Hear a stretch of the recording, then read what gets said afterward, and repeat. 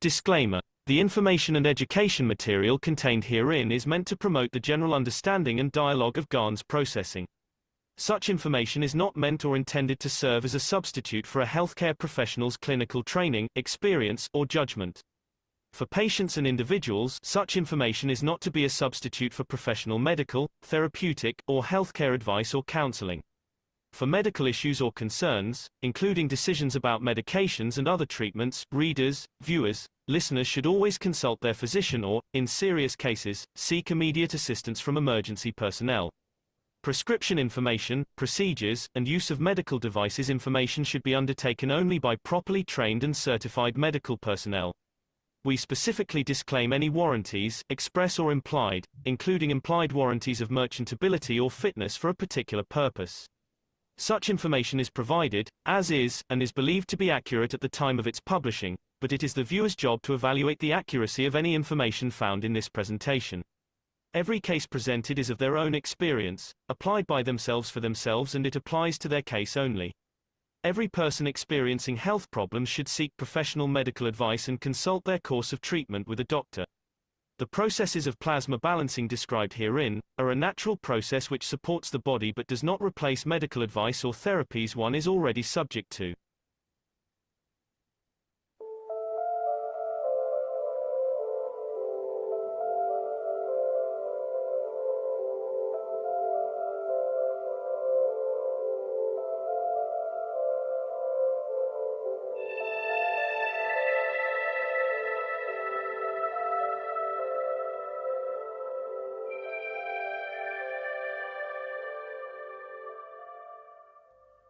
It's time for change to move into the real work of the universe. And it's time to understand that we use the matter state to reach the level of understanding of the soul of the man.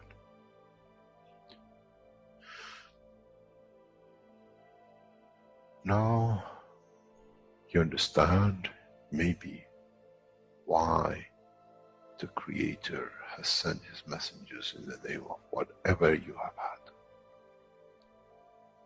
Is that they bring the ears, that it can be used when the time of the Messiah comes. They can teach the soul and the message, not to oppose, but by them understanding through those who have become messiahs to give from their souls to these to elevate, the job is made easy. The school is there and the students are devotedly there. Then there won't be any fight between what they call the Muslims and the Christians.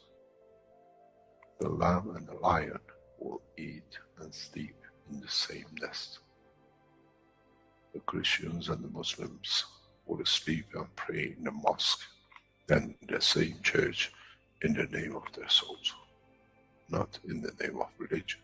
That is used to create so much conflict for the benefit of those who were the hyperactive children. The time has come, the time of change is here. And as I said, my wish is my command. If it's your wish to see peace, path of peace is laid very clearly. It's the soul of the collective awareness. By giving will create that position of change. No other thing. There is no pen in the soul of the man. And I'm sure once you go into the universal community, you will never see anything written but the balance of the fields of the soul of the existence. Try to be humble enough not to and you possess. Otherwise, you'll fall in the same path of the church and the mosque.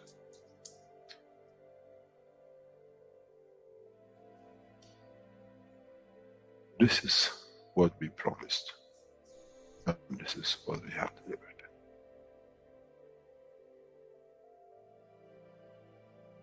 We have to understand the operation of the soul, and we have to understand the soul of the man is a star in the cosmos of the universe. If we compare the soul of the man and many of us, 7 billion in one collection, Earth is like a galaxy with so many stars. When we look in the depth of the universe, we see galaxies with hundreds of millions of stars in it. So is the planet Earth. It carries 7 billion beautiful stars, which are the soul of the man. Carries with it soul of so many trillions of animals, plants, and everything else. So if you look, when someone who does not see the physicality of the earth and its content, what do they see? They see a galaxy with so many beautiful lights shining, each one according to their strength, each one according to their position.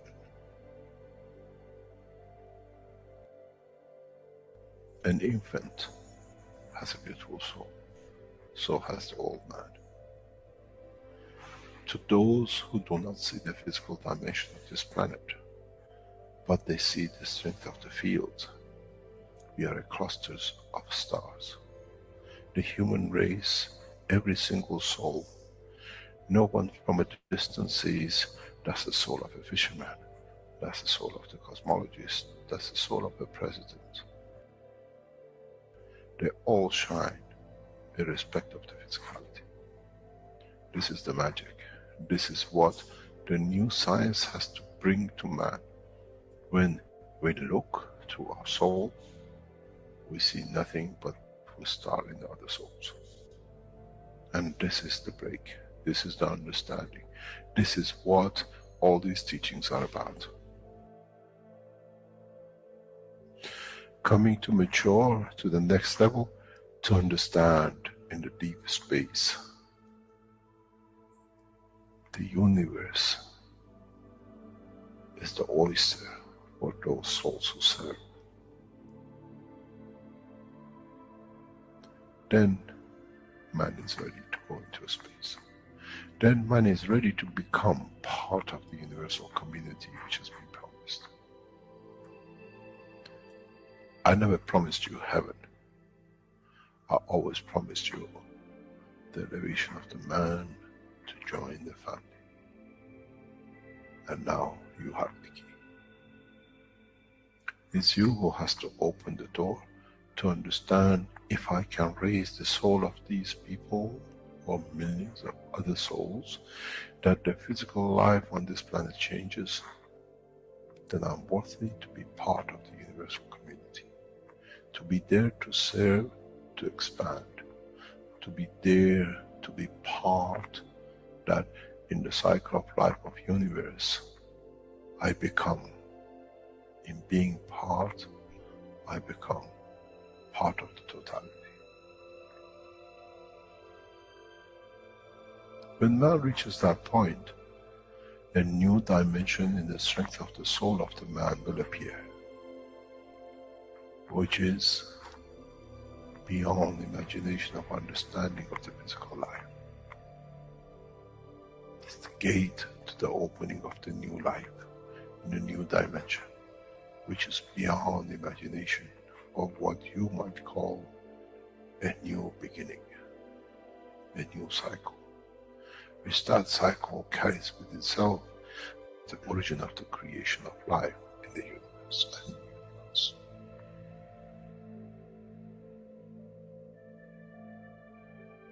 It's the elevation of the soul to serve become the key, not a throne of the physical life.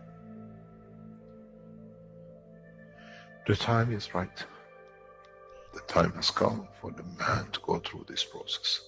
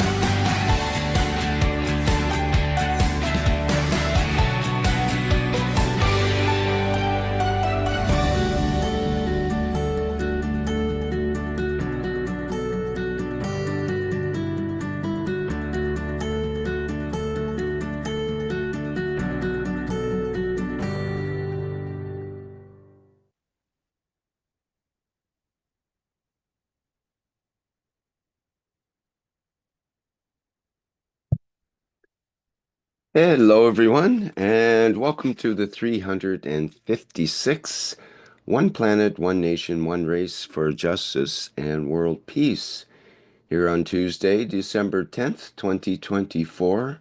This is a broadcast of the Keshe Foundation, Spaceship Institute, Education Department, and part of the public teachings in English.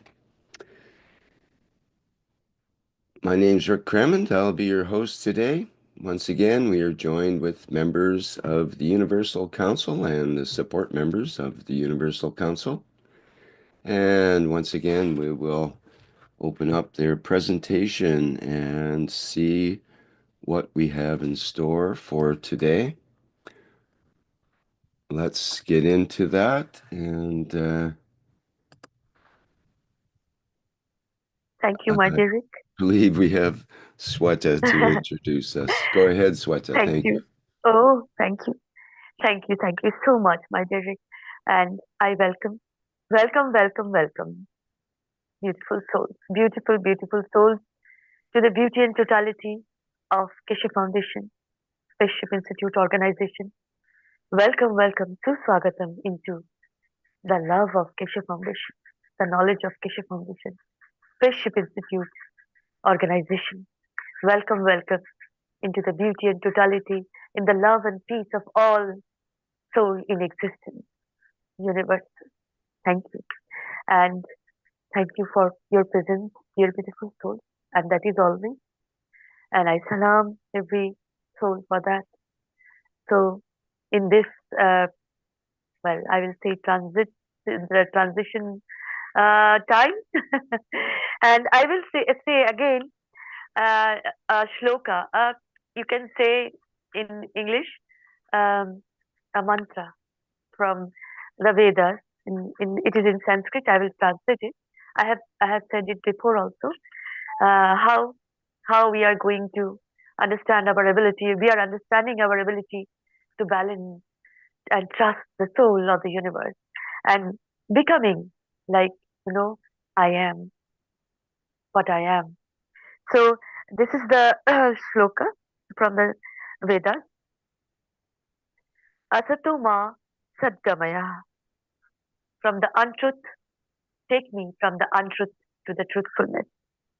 Tamasoma Jyotirgamaya, from the darkness to the light of an enlightenment. Mrityorma Amritam Gamaya, from the death to the eternal form. So we are doing that. We are understanding our eternal ability. And this is the beauty of all of us. We are now understanding, and this is the flavor of all of us, different variable, but in this oneness. Everybody has this love inside. Everybody has this ability inside to be in this universal love. So be in this universal love, my dear beautiful soul. Be in this light, in this eternal truth, in this beauty and totality. Thank you. Thank you again. Salam, namaste, salute. Thank you. Now we can go to the next presentation.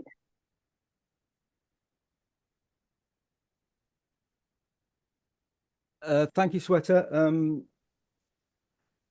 This is Dean here from the Universal Council Support members representing the English language.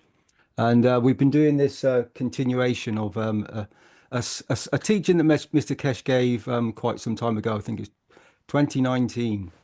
And this is part 2 of the Become the Hummingbird of the Space. And as you can see, this was an article. It is part of the KF Plasma Times from March 2019, as I said before.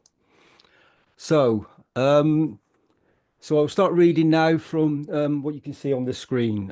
With the new space technology, where you can create gravitational magnetic field and the stationary in the space, you do not need to chase or to run in the fear of you not coming back. So that first few words there is telling us that if we achieve this condition of going into space, that you have the possibility to become part of it and traverse and transmute both ways. It gives the world of science a new dimension, that we can go for a walk. So we can go for a walk in space. Obviously, a walk would be slightly different in space, so I'm not sure you use your legs. We can still stand still and put out outside things. Things will not fly. The way we see suddenly flying away from the space lab, because it is a whole new space technology. Sorry, I've missed a bit there. Space lab, which moves them behind. It is not them running away. Sorry, I'll read that again. Because it is a whole new space technology. The space lab, which moves them behind, is not them running away. And I've read it wrong again, so I'll start that bit. The whole new space technology will create a new condition for us.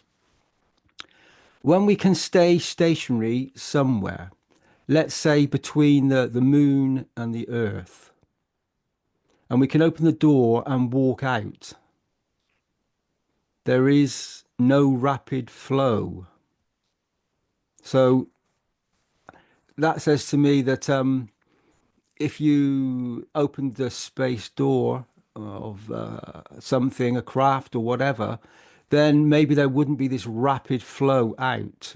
And I like sometimes many of the teachings, you can read it many ways. Would the space of time allow us to go through the evolution of the soul of the man? That we can accept the new condition. Man has shown many times go into the rapid evolution when there is the need for it.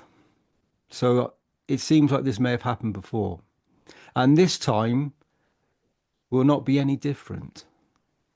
Then it comes to the point of, do we have the right to test our evolution in the depth of the space? So even though we have the possibility, is it our right to do this? Would we cause conditions by doing this if we don't have the right ethos and the right conditions within, the right thoughts, the right seed that we've set from the beginning. We send the dog, we send the monkey. Chinese sent their rat. The Iranians sent something else. We have always been scared to be in front. And we are very brave. Who? Which one of us is going to take that step to walk in the open space? It's like this bird await the instantaneous conversion of the soul of the man to protect the man. So if man was to walk in space and physically take the body outside and go into the space, because no one's done it before, we might find that the man converts very quickly into a soul condition, which protects the soul of the man. You may lose some of the physicality, but the soul is forever, as we know. So that condition may arise very quickly. If we see the dog can convert, how does it do it?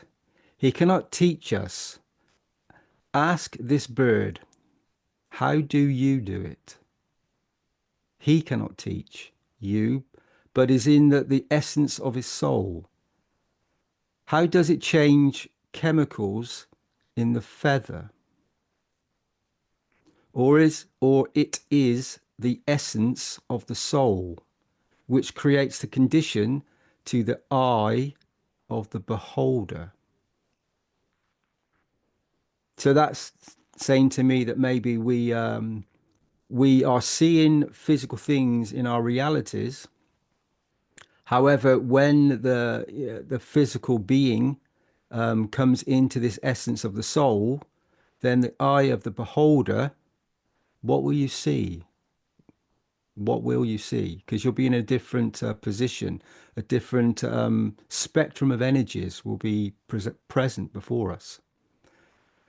Going back to the teachings of the past and knowing where the work of the Keshe Foundation is coming to in the coming time. Which one of us is prepared to go through the evolution of the soul of the man? If we can go to the next page. Thank you, Rick.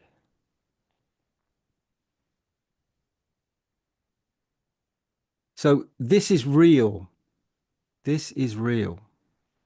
You cannot build the machine for it. You cannot condition it that it will be there. You cannot make it on earth. It is a jump in a pool of universe. You sink or you swim. But even if you die physically, your soul is free.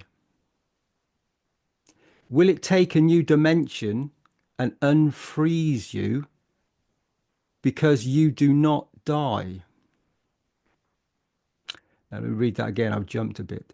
Will it take a new dimension and unfreeze you from their cage of the physicality of the man? Because you do not die.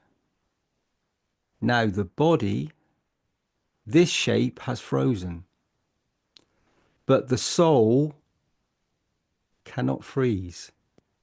It has no dimension to freeze. Would you end up to be a plasma? Or would you end up to take a new shape in front of everybody else? And that's an interesting, all these words that are spoken here and this teaching from Mr. Keshe leads us to this big understanding of the divinity of what we really are. Or you change into something and we pull you back in and you become a human again. So that's saying to us that the condition of space is we will take a position, maybe in non-physicality, outside of a craft, and we will change into a different mass, a different weight, a different condition, non-physicality. But if we get pulled back in, then maybe in that condition, we transmute back into the reality of a human being. These are the realities which the man of space will face very rapidly. Do we need millions of years to go through evolution, or we leave the physical evolution away, done with, and we go through the transformation of the existence of the environment in respect to the soul of the man at the point of manifestation? So at the point of manifestation, the process of the space technology in the next phase will force us to test. Are we going to have discussions on morality? Are we going to have the discussion on what is right or wrong? Or are we going to have a condition, let's test it and see?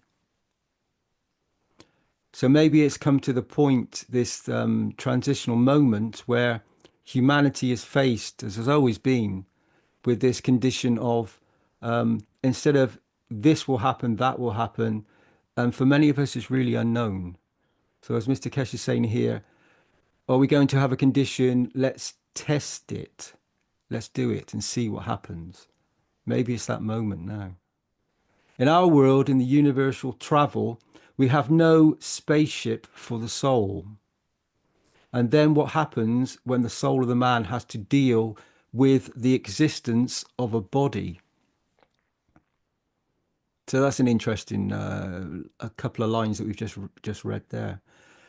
And then what happens when the soul of the man has to deal with the existence of a body? And yet we think this is so normal. But for the soul, this is a condition that it has to deal with. I always remember Mr. Keshe speaking about many times that he found it very difficult going through the process of becoming into a physical form.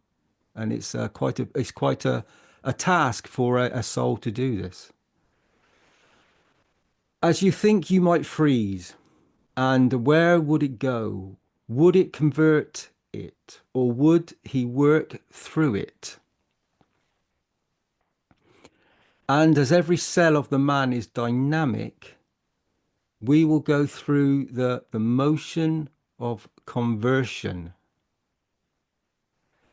We all know the emotion of fear and how our heartbeat goes up, our body sweats, we shiver, we breathe different to adjust into what is built up in the body of the man for that moment.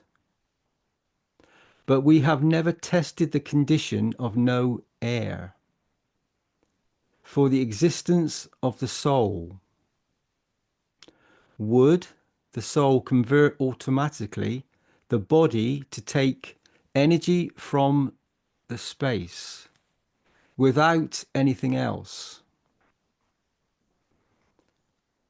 Or is there enough energy in the space in certain points that it suits us?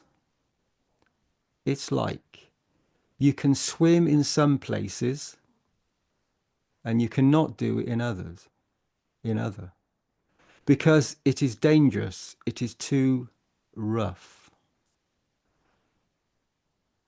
I think we go to the next page, Rick. So that's saying to me that once we test this condition of not breathing, the existence of the soul, which obviously doesn't need lungs, it doesn't need any of these physical items that we have created around our space.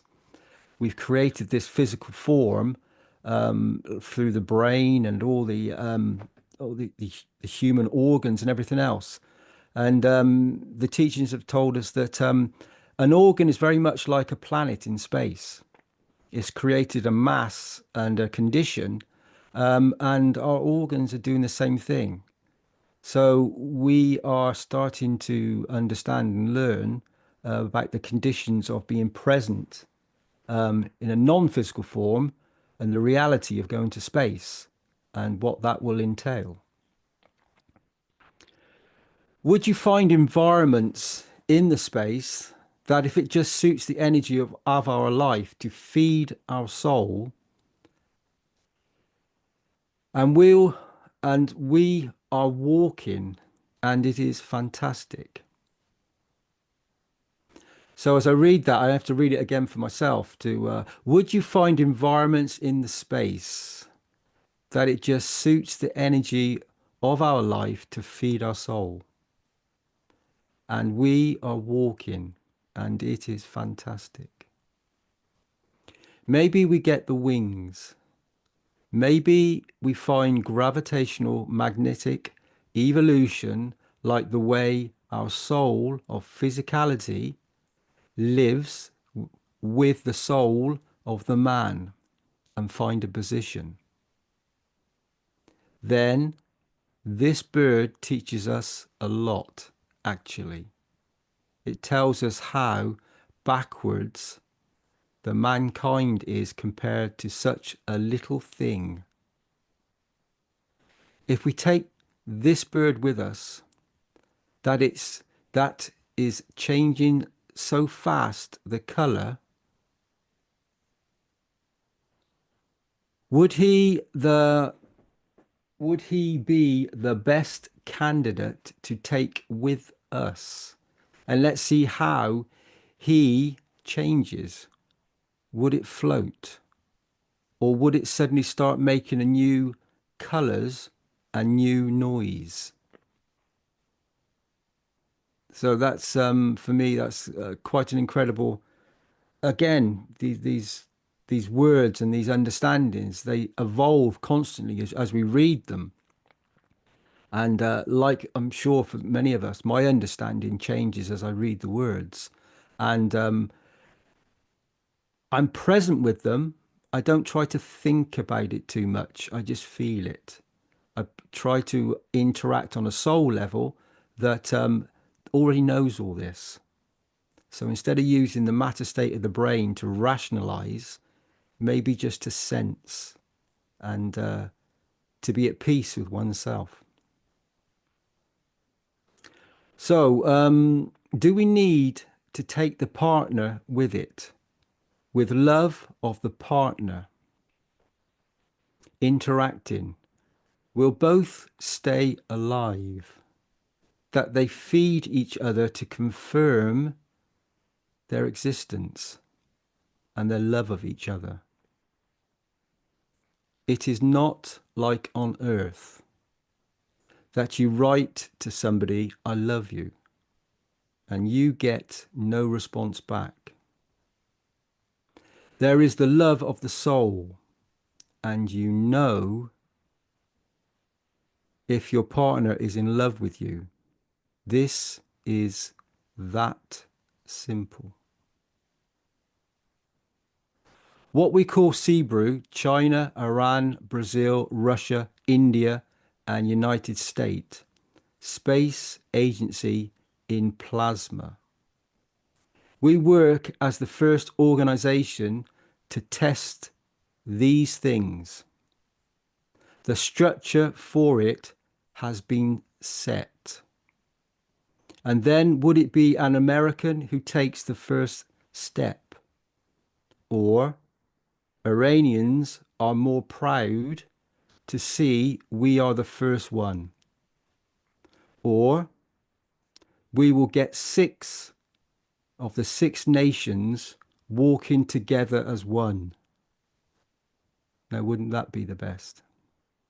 And would the love of one hold the others to stay alive in the dimension of the soul?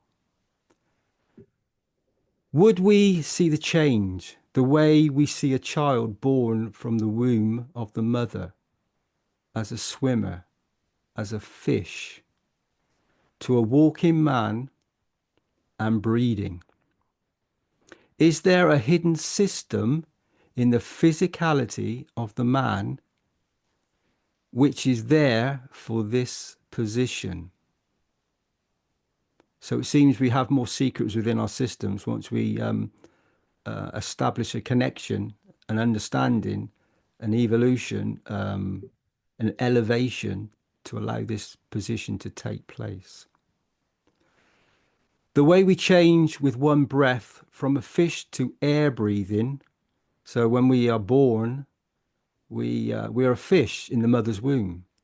And then we come into this condition of air breathing. Would we change from air to soul breathing? And I think this is such a beautiful teaching, and it's always been present. And I think it's a great, as all these teachings are with the foundation of Mr. Keshe, such a beautiful gift for humanity to elevate to and to understand the true essence and beauty of these teachings and all the knowledge that's being shared freely, unconditionally with humanity in these moments. And they've been present for quite some time. So thank you all for listening. Have a wonderful, beautiful present moment with the Universal Council. Thank you all. Thank you, Rick. Thank you for listening.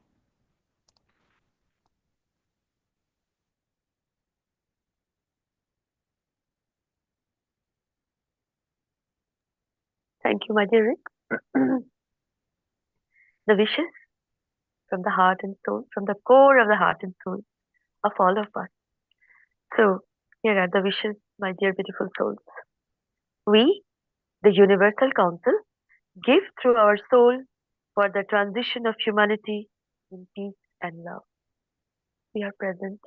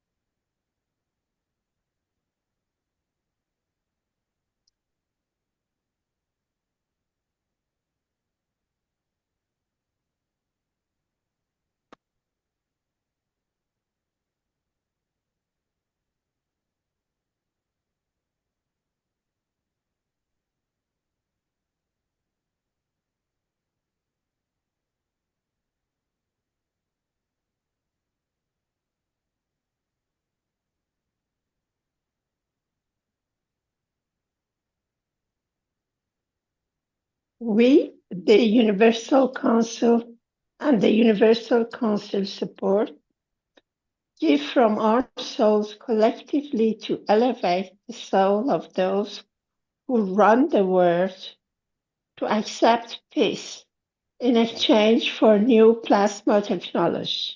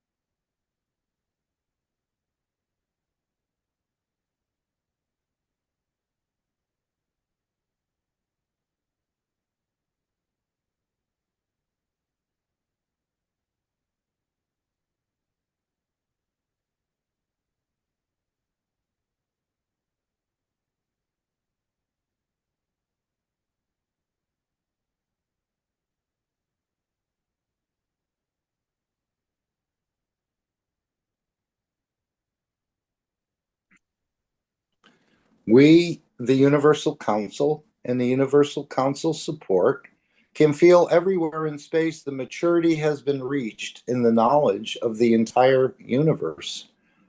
Mankind is ready to accommodate the new understanding in order to answer all humankind needs, bringing end to killing, injustice, and wars. These are our wishes, and our wishes we command.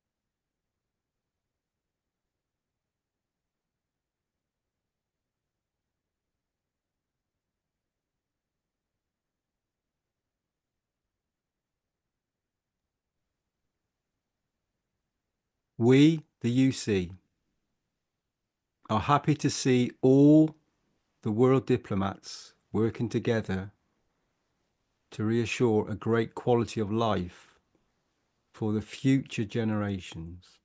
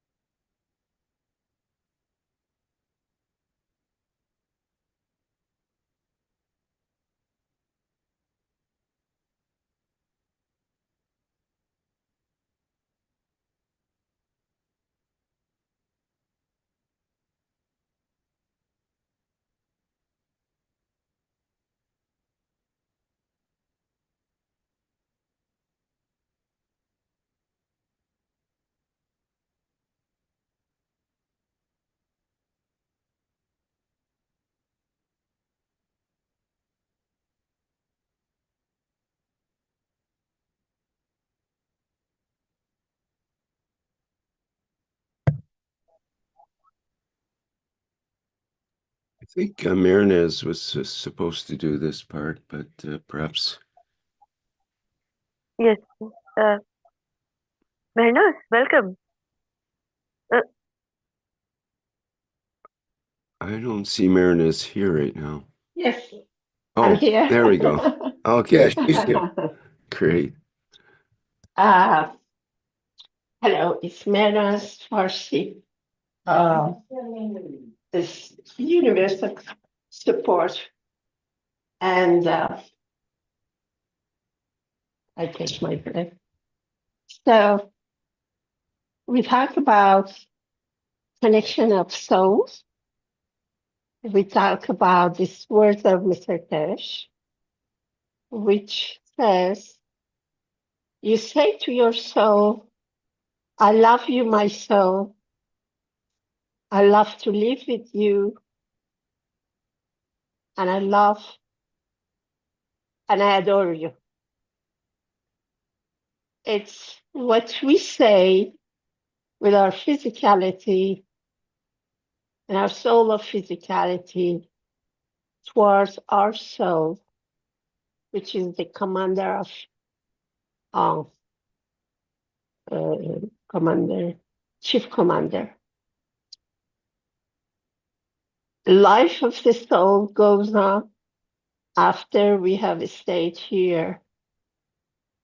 And we know that this soul is created, the first thing, and it creates the body around it as a mutual contract for both of them. One care of the other, one makes it possible for the other to do his job. If you have a good body and good mind, the soul can do better what's in here to do what it's supposed to do. And we have the right soul, we can prevent a lot of problems and physical problems as well. The ideal situation is when our soul of physicality and our soul are in a harmonious thinking, in a harmonious connection. Sometimes the soul of physicality and its emotion makes us do what is supposed to be the wrong thing, but never the soul tells us to do the wrong thing. So in here, we want to use the power of our soul, the power of our inner force, which is in the skull of the man. And we want to reach it, and we want it to do as we want it to be. We want to connect our souls. We know that one soul never does anything, never achieves anything. We always have to be two or more to achieve something. The more we are, the more we have power. The more we are with the same intention, the more we can be effective. So now we are going to use our soul and connect our souls together.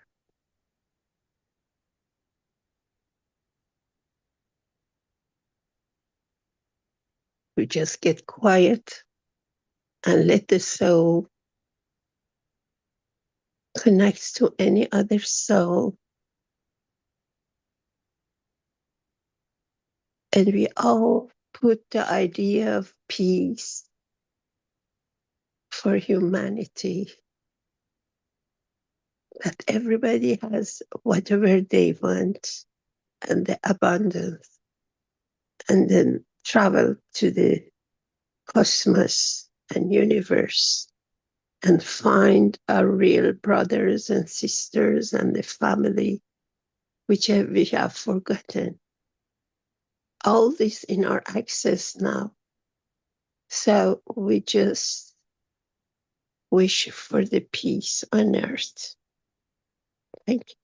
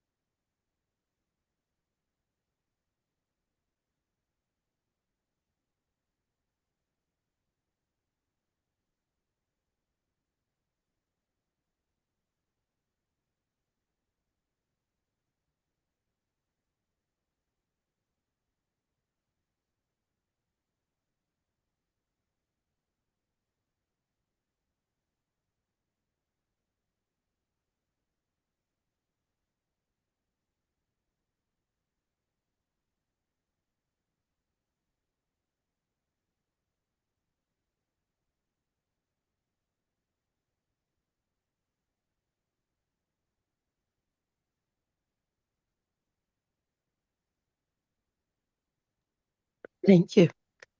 I remind you that every night at 9 o'clock, we connect our souls and we wish for peace, and we give from our soul to the people who decide for this planet, that they get enough to be fed and come to the way of peace. And that's the only way we react to the things in this world. And we are powerful because we use our souls together for this. And also every Wednesday at 6 o'clock in Brazilian Telegram, there is the same thing. And I think also in 1 o'clock in the morning, European time, the same thing in, again, beautiful Brazilian team. Thank you for contributing to having peace in this world, actual. Thank you.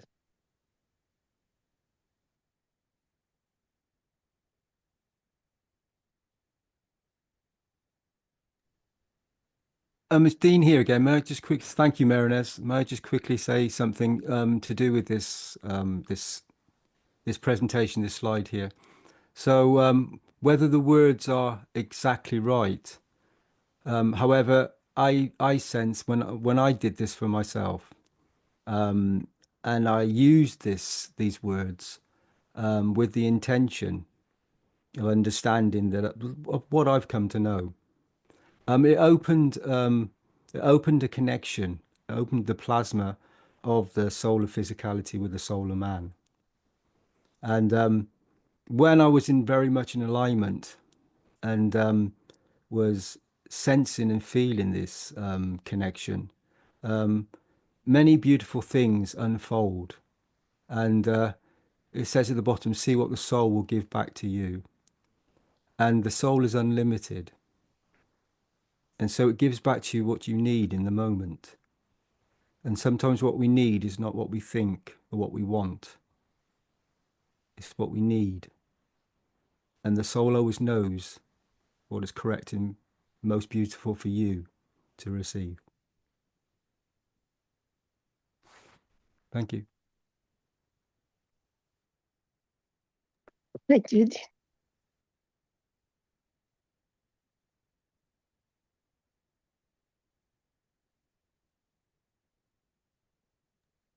As you said, it's true that the cause is the intention, is the emotion that makes move the things. And the words, if it's not accompanied by the emotion, it's just the words, it's just the air moving around. So I agree with you that we can see the results when we really have intention and emotion with it. Thank you. I have a different approach on this, and I'd like to verbalize it now.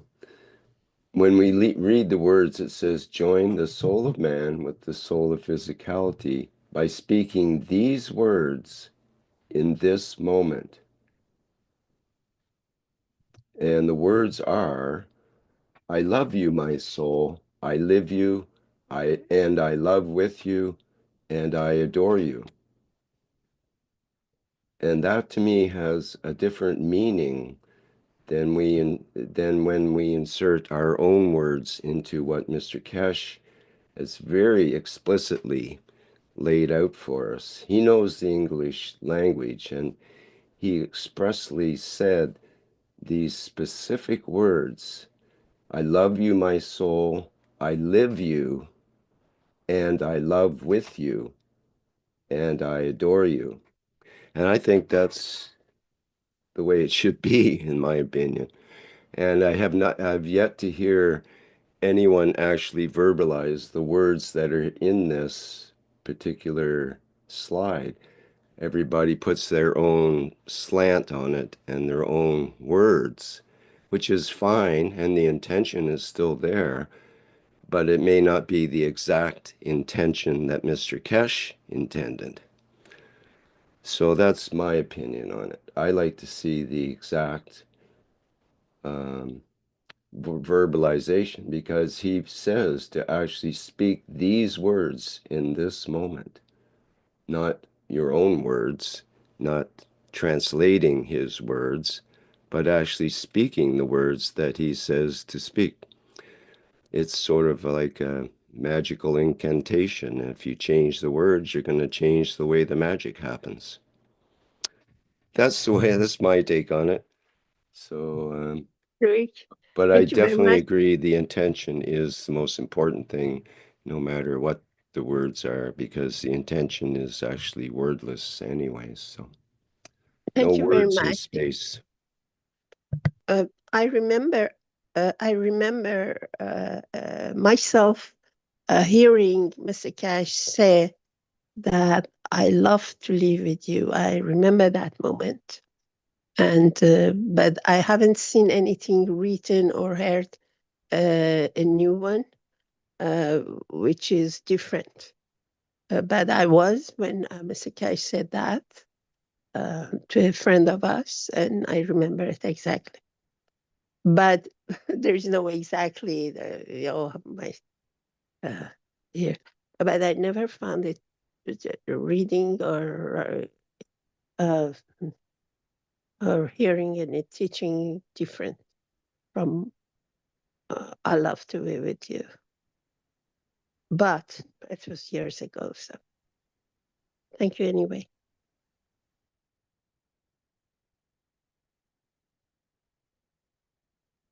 Any other discussion, or shall we move along? Rick, I think that discussion is very valid, and it goes to show that we each and every one of us receive what we need in the moment. And though sometimes the words come to us in a certain way, and I so validate what you said about speaking the exact words, because I know they create the way that we formulate the word on the back of the tongue, and it comes out of the mouth in the breath, the way we connect the voice box with the emotion, and we speak the word and we manifest it. It has a great significance. And for me, those precise words on the screen is what I said to myself every night and every morning. And they did this most incredible connection that is the emotion is so overwhelming. The connection is so overwhelming because it touches the soul. And for me, those words are very priceless. They're so beautiful that it, as I said, it touches the soul. So I love you, my soul. I live you, and I love with you, and I adore you.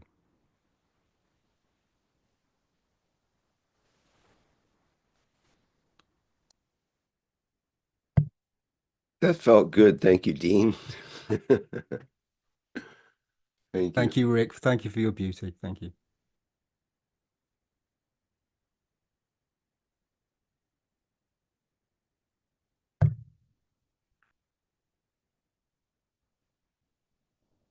Okay, let's move along to the soul connection. I think this is with Mehran.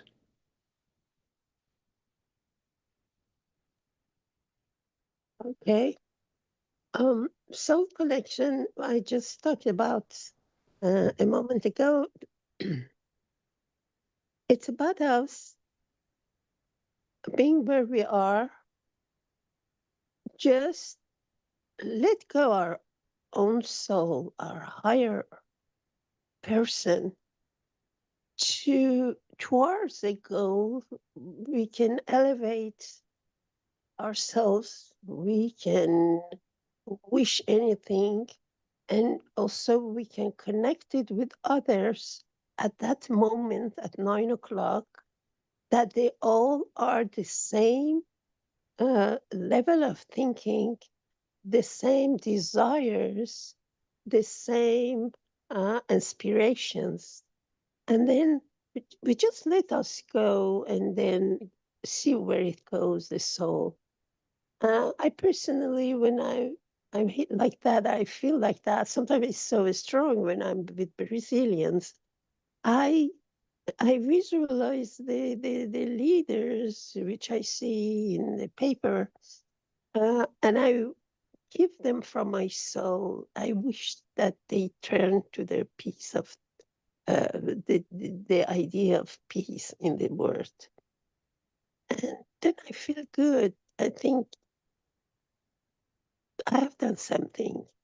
Sometimes it doesn't. I cannot feel very much to stay in the same feeling. It takes very little time, honestly. It never takes too long. But that snap of the emotion that we really get it from our soul to change the things for the good at the same time with others, I think that force of the emotion, that's what it takes. Not how long we force ourselves. It's just that wish and feeling of really wanting, desiring something from the heart and give from our souls to these people, not to be hungry, not to do the mistakes, is what it takes. And it works, and it's precious for humanity and for our future and for a future of universe, maybe, because we are all connected together. So we are all thankful to anybody who does a small thing, that we know them or we don't know them. Because the little light, I always said, the little light which is still on the earth is because of these people who give from their souls, who do prayings, the right, sincere prayings. That's why this flame is still on the earth. And I hope this light gets bigger and bigger, and soon we will be happy with the victory of light and love on this earth. Thank you from all of you for all of things you do. It's 9 o'clock for European time every night for everybody who remembers and wishes to connect the soul with others. Thank you.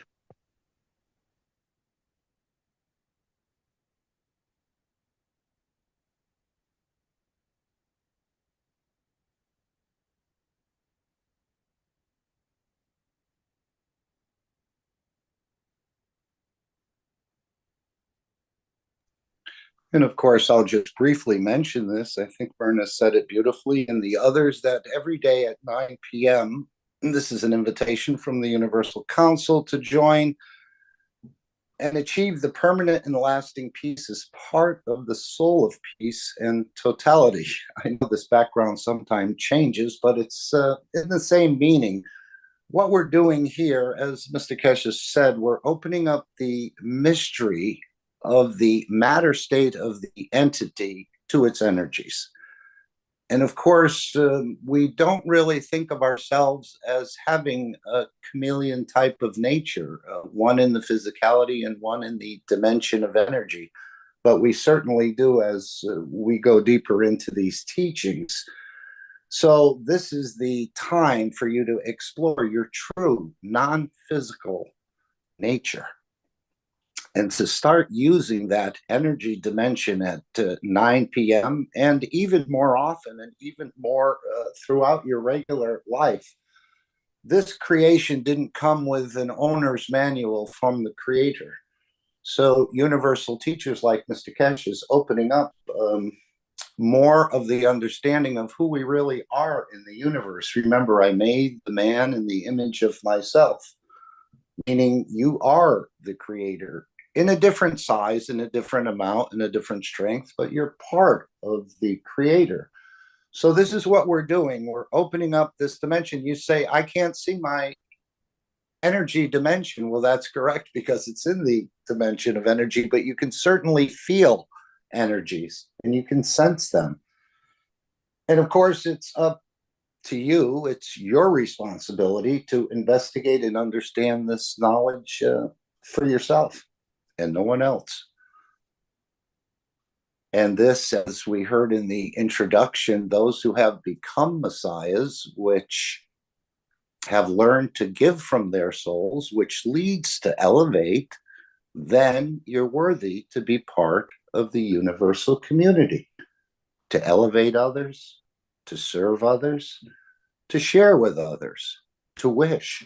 And again, that wish is in the energy dimension. So by joining together in this energy dimension, which you're using all the time, we're not fully aware of it, we're stronger together because we have a broader spectrum of fields. You may have a certain field that world leaders need, or religious leaders need, or some other entity may have a need.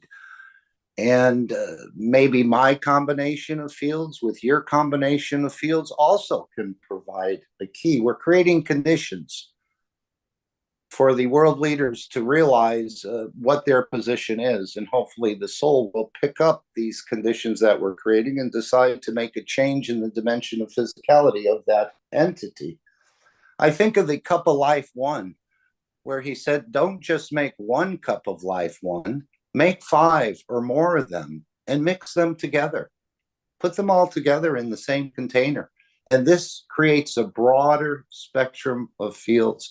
So this is what we're doing right now in this time and place.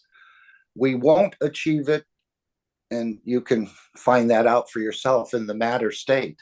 Mr. Keshe said, I'll handle the matter state. And we can see the work he's doing 24 hours a day in the diplomatic arena. And we can also see the work he's doing in the lab with all the products and more additional products to come into the store. So he's handling the matter state in the diplomatic end and in the producing of so many of these beautiful products.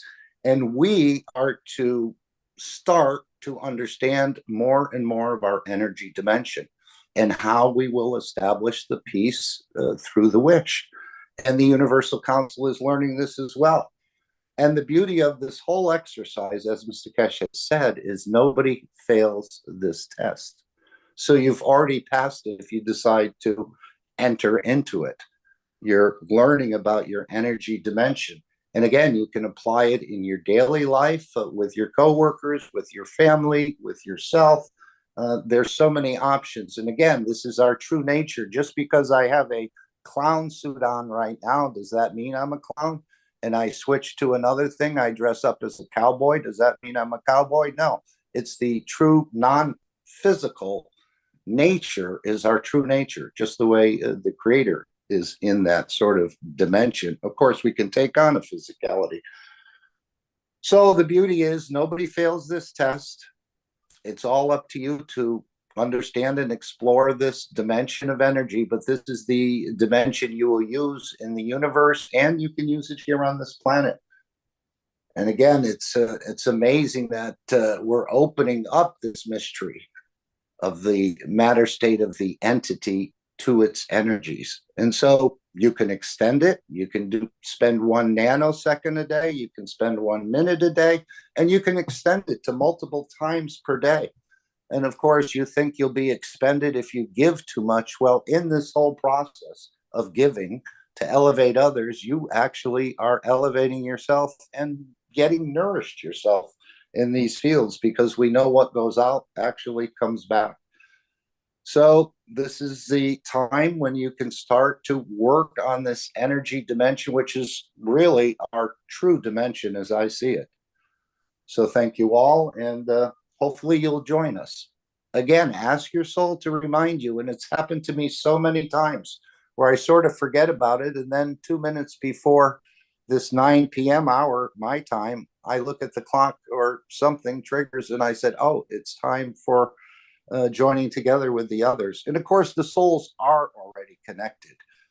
And we're just sort of the physicality as a puppet on the string of the soul. But as I said, this creation didn't come with an owner's manual. And this is what universal teachers do to, in a way, elevate us to understand our bigger dimension and our bigger capabilities and capacities. So we invite you to join us. You won't fail this test, and you'll find out more about yourself and your capabilities as I see it. So thank you for listening, and I think we can move on to the next slide unless someone else has something they'd like to add. I want to say, my dear Mark, as so much beautifully you said that really, thank you for the invitation, as you invited all of us and be there in that point of love and peace, all souls in existence. Elevate yourself also. So thank you, Mark. Thank you. I want to thank you for this beautiful, beautiful invitation to all. Thank you, Michael. Please do join in the 9 p.m. Soul Connection.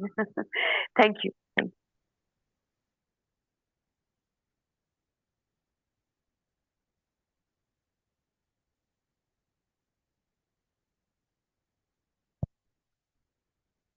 Next, we have the questions and answers with the Universal Council with Marie, Calv, and Claudia. And just let me get that prepared here, and we'll have a listen to today's teaching, which comes from December 7th. They have the teaching on the first Saturday of the month, I believe, and we're going to start at about the 32-minute mark. So let me get that shared properly.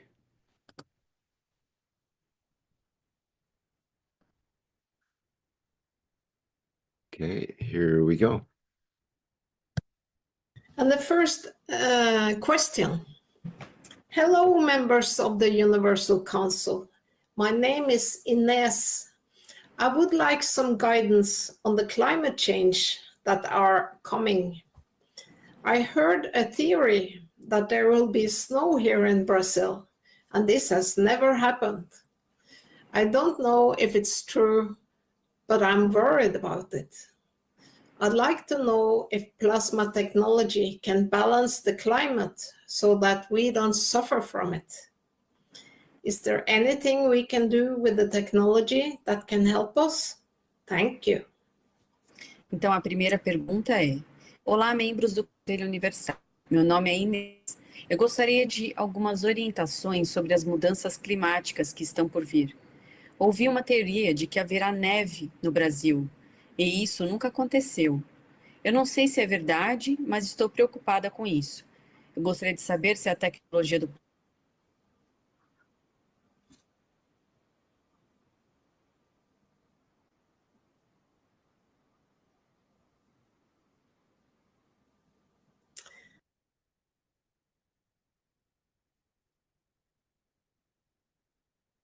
I don't believe in climate change. The Earth is a living being with a soul, and we should not interfere with its systems and processes. Mr. Keshe has said this in the teaching. If we interfere with the balances in the fields of the planet, we can ruin perfect systems and ecosystems. Since the planet itself has a soul, emotion, and physicality, it's perfectly capable of handling this itself. It has consciousness, as we do, and knows what is best for it itself. But what we can do is to respect the Earth with its ecosystems and nature, and not clutter and ruin these perfected systems. And we can strengthen the soul of our planet by giving unconditional love, so it will be stronger and more capable of handling challenges. Since planet Earth is a living being, a plasma in itself, it will always be changing. That's what it has always done and will do in the future, balancing out its fields with the environment it's in. Yes.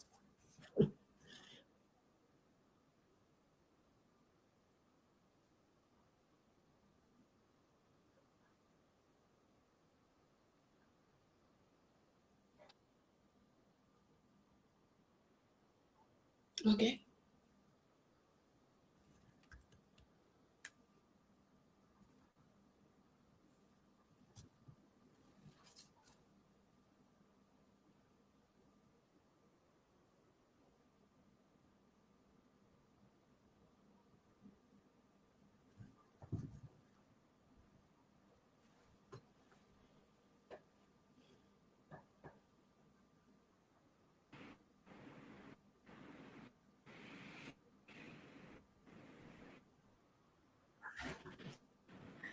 Mas você está me ouvindo? Então tá. Então, a primeira resposta. Obrigada pela pergunta, Inês. Eu não acredito nas mudanças climáticas. A Terra é um ser vivo com uma alma e não devemos interferir em sistemas e processos. O Sr. Keshe disse em um ensinamento: se interferirmos com o equilíbrio dos campos do planeta, podemos arruinar sistemas e ecossistemas perfeitos. Como o planeta em si tem uma alma, emoções, caridade, ele é perfeitamente capaz de lidar com isso sim. Ele tem consciência como nós, sabe o que é melhor para si. Mas o que podemos fazer é respeitar a Terra, com o ecossistema e natureza, e não poluir e arruinar sistemas aperfeiçoados. Then we are on the next answer. Earth. I'm not finished, Marie. Oh, are you listening to me? Yeah, I was listening. Okay. Because my internet is today. Oh. Like, look, give reference. Cris, me cita, por favor.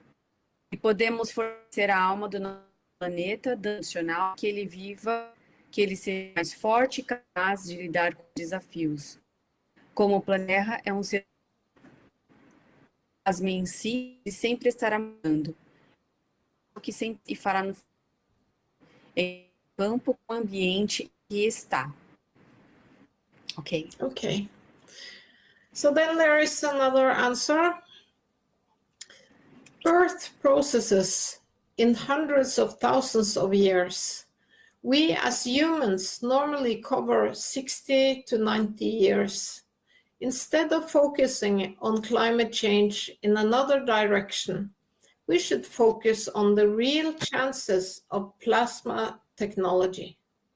Understanding that plasma technology brings solutions in both dimensions on Earth. Using the cosmic energy has no pollution and gives Earth the chance to balance. We as creators in creation have the chance to do it right this time. Don't miss it. Então, a Terra processa em centenas de milhares de anos. Nós, como humanos, normalmente cobrimos 60 a 90 anos. Desde você focar nas mudanças climáticas em outra direção, devemos focar nas verdadeiras oportunidades da tecnologia do plasma, entendendo que a tecnologia do plasma traz soluções em ambas as dimensões da Terra.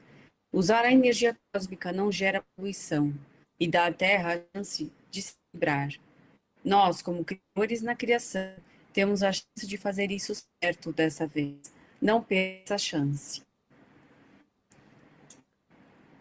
And then there is another answer. The planet is a living being seeking its balance. If we intervene in balancing from our need without having a clear understanding of the whole world panorama, we create a catastrophe. We can help its balance with our actions, as every being it has a soul. By uniting with it, we desire its balance, and we achieve it. Furthermore, Mr. Keshe has already spoken to us about a material created by the Foundation that generates wide protection where it's spread. Also, with his experience of Tom Salas in the Dominican Republic, who put CO2 around his mother's farm and created a protection dome, it can be achieved. You can watch the video. What you believe, you create. O planeta, como um ser vivo, busca seu equilíbrio. Se nós intervirmos em equilibrar, a partir de nossa necessidade, sem ter uma compreensão clara do panorama mundial, criamos uma catástrofe. Podemos ajudar no seu equilíbrio com nossas ações. Como todo ser, ele tem uma alma. Ao nos unirmos a ela, desejamos seu equilíbrio e o alcançamos. Além disso, o Sr. Keshe já nos falou sobre um material criado pela Fundação que gera ampla proteção onde é espalhado. Também com a experiência do Tom Salas na República Dominicana, que colocou os dois ao redor da fazenda de sua mãe e criou uma cúpula de proteção. Isso pode ser alcançado. Você pode assistir no vídeo, o que você acredita, você cria. And there is another answer. Earth is moving slowly towards the central plasma of the solar system, the sun. In billions of years, Earth will be absorbed by the sun. Inevitable climate changes are ongoing. Local climate changes need to be analyzed separately. A Terra está se movendo lentamente em direção ao plasma central do sistema solar, o Sol. Em bilhões de anos, a Terra será absorvida pelo Sol. Mudanças climáticas inevitáveis estão em andamento. Mudanças climáticas locais precisam ser analisadas separadamente. Internet's not good. I am appearing all the time. It's good. It will be good, Claudia. Okay, we are on question number 2. Mr.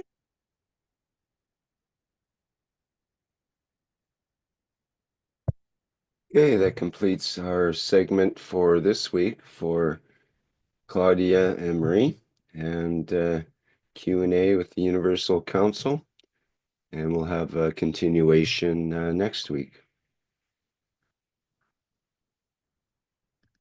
Okay, let me get back to our program here.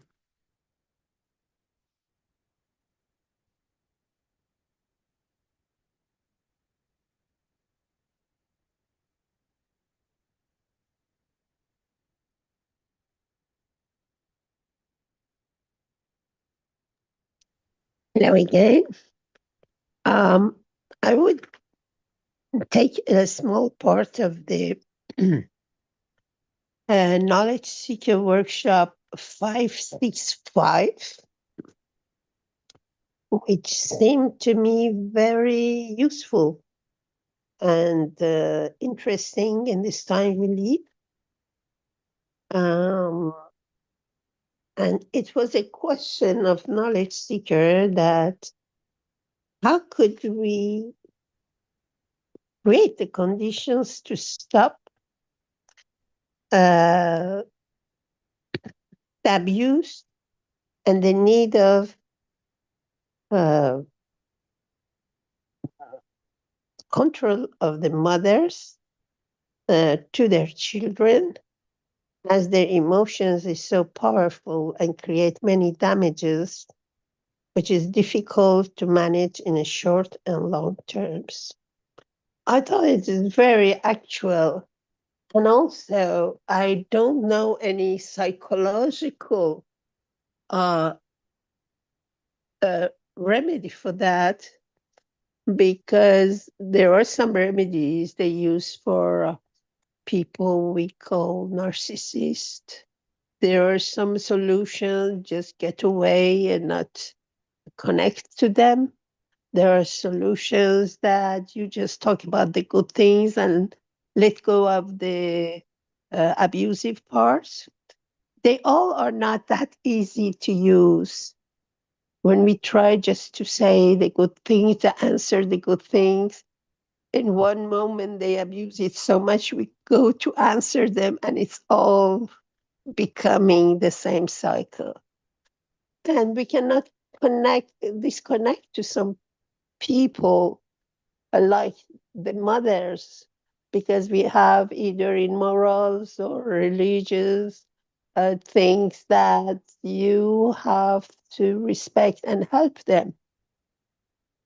And in a spiritual way, in my sense, is that we come from them in a sense that even them, there is a whole soul connections, souls agreements that we are created and our soul comes here. So it's not just a mother, she is part of this chain. And if we are always in conflict with a part of this change, it gives a bad effect on our life. So what's the solution? Mr. Keshe says that's so difficult that I think even God has not found the solution for it. The mother are they are also the creators, and they themselves are the creation of others, other different conditions that it has made them. For me, the conditions is also the education of the parents, the way they educate these mothers, the school, the accidents, the incidents in their life, which has created a lot of conditions that it's very difficult to go through their life to find out why they are behaving like that, why they are abusing the children. It's not that easy to find the whole circuit of life of these people to know clearly what's the problem for them. So it goes on with, because of this difficulty to find out what is behind them in their lives, the only thing we can do is elevate their souls.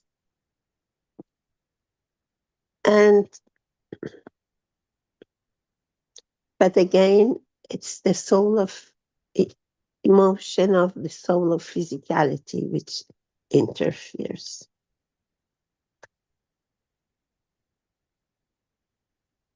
And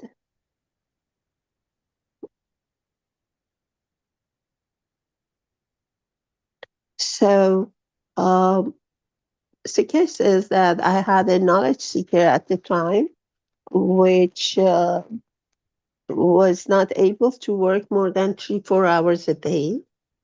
And otherwise, she was all the time exhausted. And then at the time, we used the experimental system in Keshe Foundation. And she used a few sessions.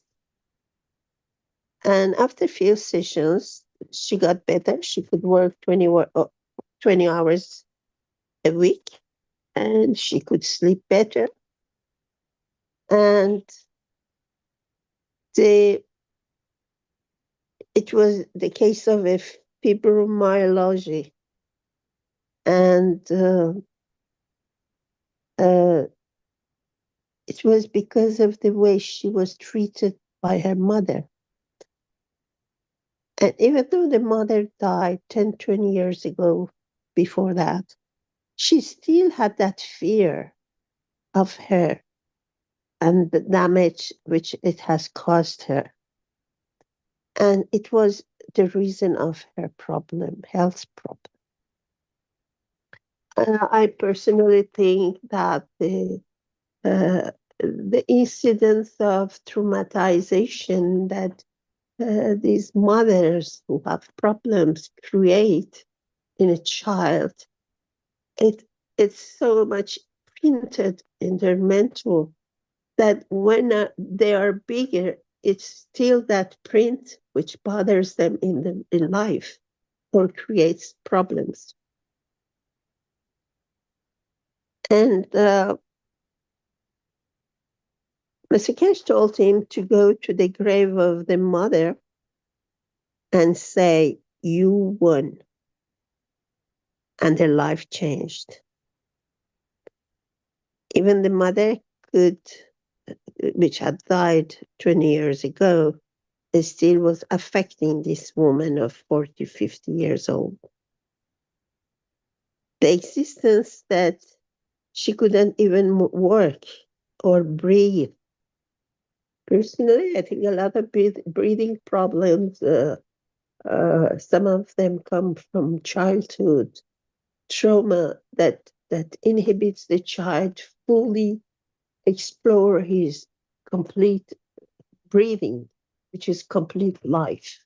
When we breathe completely, it means we open ourselves to life. And when the life is squashed somehow by people the child needs, because they have no other person to go to if they don't have their parents. So this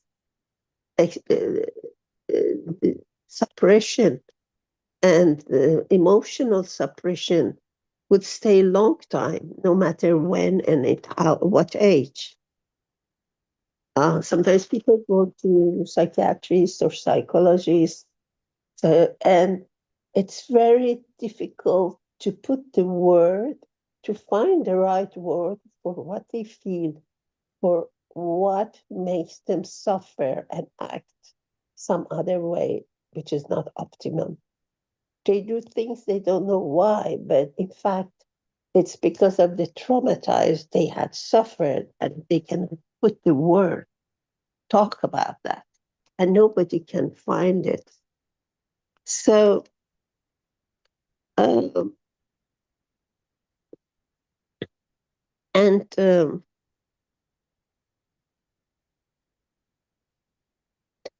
she had a daughter, and the daughter comes to Mr. Keshe for Christmas and says, "I thank you very much for what you have done for my mother. She's starting to leave. I start to have warm food at home." It means that probably with these systems, the soul overcomes over the soul of physicality and kind of resets some of the things. And so the problem is the mothers are supposed to give love, and the children are supposed to need the love of the mother, the highest level of love. So because of that, the mothers can become abusive because they know you want love, and the mother uses that and abuses that if she's not in the right mind. Sometimes people are having a very good outside relations, conversation, everything is just fine because it's a social mask and they're afraid of doing the wrong thing. But when they know that the child needs them and it follow them for this love and they want to abuse, they use it and abuse it. Not all mothers, because those who have had different path of life can act each one differently. And they don't know themselves the seed of the pain they cause in their children. Sometimes we look at the mothers as they are women, okay, so they are not very strong, they might be old, or they are weak. And we need to protect. We feel like we want to protect them. And then they know that we cannot abuse them, and they abuse extensively the children, their children. They sometimes they think, I've never had anything, never power over anything. Now that I have one, I use it. Or no matter if they're poor or rich or whatever, it reflects back again in their status of a queen, and they don't want anybody to be queener. As a position of mother, when they abuse and there's no solution, the only thing is, again, elevation of the soul of the mothers. But emotional physicality takes over. Elevating the soul, that's the only way you can reach these mothers.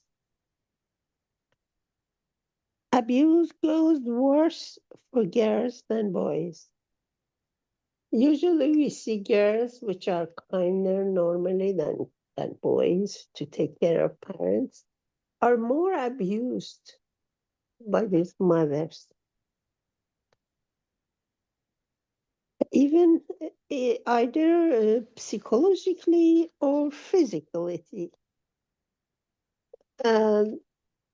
Normally the son is supposed to be protector for them. And if something happens, these alpha members are protecting family. So that's why they think they are more important. And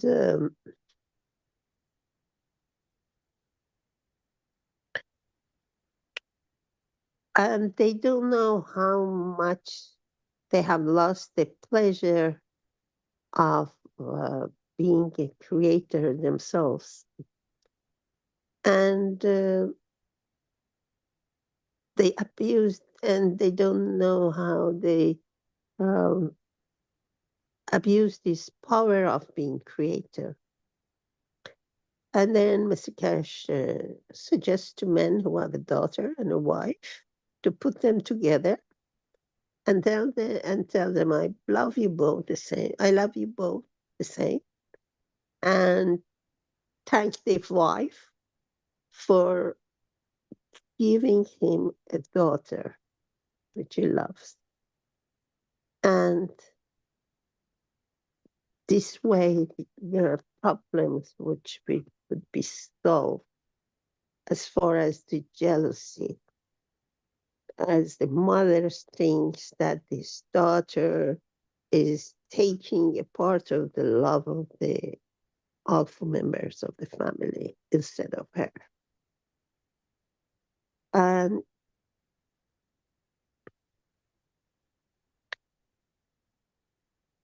this jealousy and this problem has to be solved, because a lot of children, when they become adult parents, they transfer this hate and this jealousy to their own children, and it goes on. The other thing is continuous interference in the life of children. They feel they have the right, it is their right to interfere with the life of children, and they have no words to say other things. And they think, up to now there was a father who was the chief of the family. Now it's me. And she uses this power of emotion and this power of money in the pocket sometimes to have control over their children. And then Mr. Keshe proposed that if in our schools they asked parents to come sometimes and teach them about emotion and sharing of love,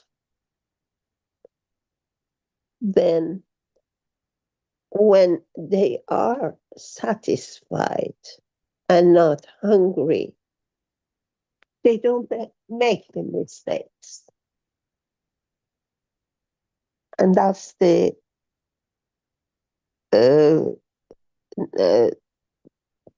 hunger which creates the problem. And that's the pitfall with parents. Doesn't matter if it's hunger for food or hunger for emotion. And that's the end of it. And I think he just said it in one word: raise the soul of the mother. Raise the soul and give from your soul. I think this can be used in any conflict. Mr. Keshe used to say, don't get into the conflict. Raise the soul of the person. Because the conflicts are always difficult to manage later on, one way or other. He said, raise the soul of the person. I think it's the same thing as raise the soul of the abusive, controlling mothers who hurt without knowing that they hurt. So I think it would be useful to use it. And thank you for listening.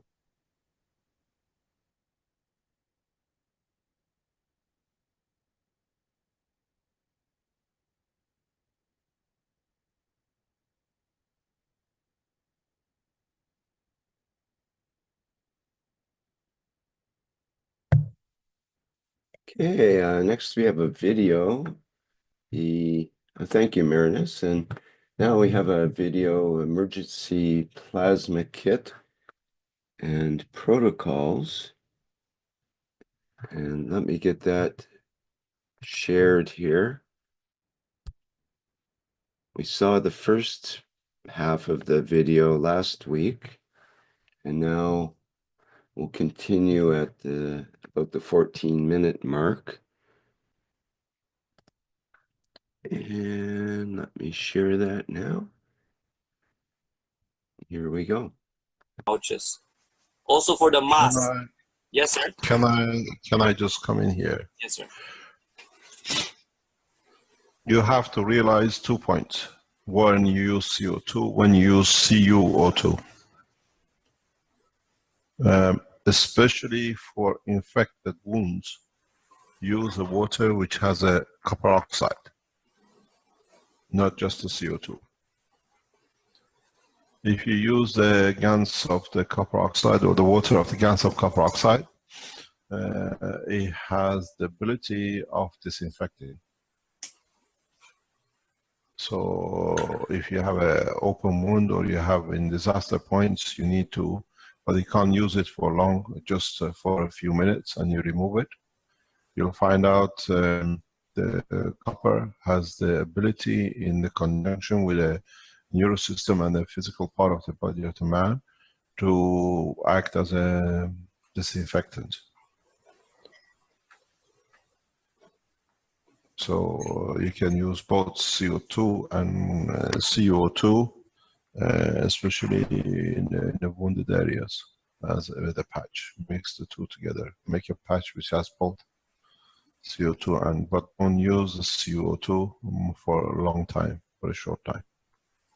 If you have a wound infections, if you have a burn infections, you will find out if you what you got to do, the way you put your paper in the plastic cover, you move your patch, nano coat 3 different papers, and put them across each other. What I mean, I put the camera on to show you. Okay, sir. What you got to do is, I can't, oh yeah, okay, I'm on there. What you do, you use one paper soaked with CO2. You use another paper with a copper oxide, and then you use another paper with CO2. So you make 3 layers, even in different angles, slightly different angles to each other. This creates on the side of the body, because it interacts with the body, the exact condition of the 3 layers of the skin. You'll find out the skin growth will be much faster without infection. So you create the physical condition.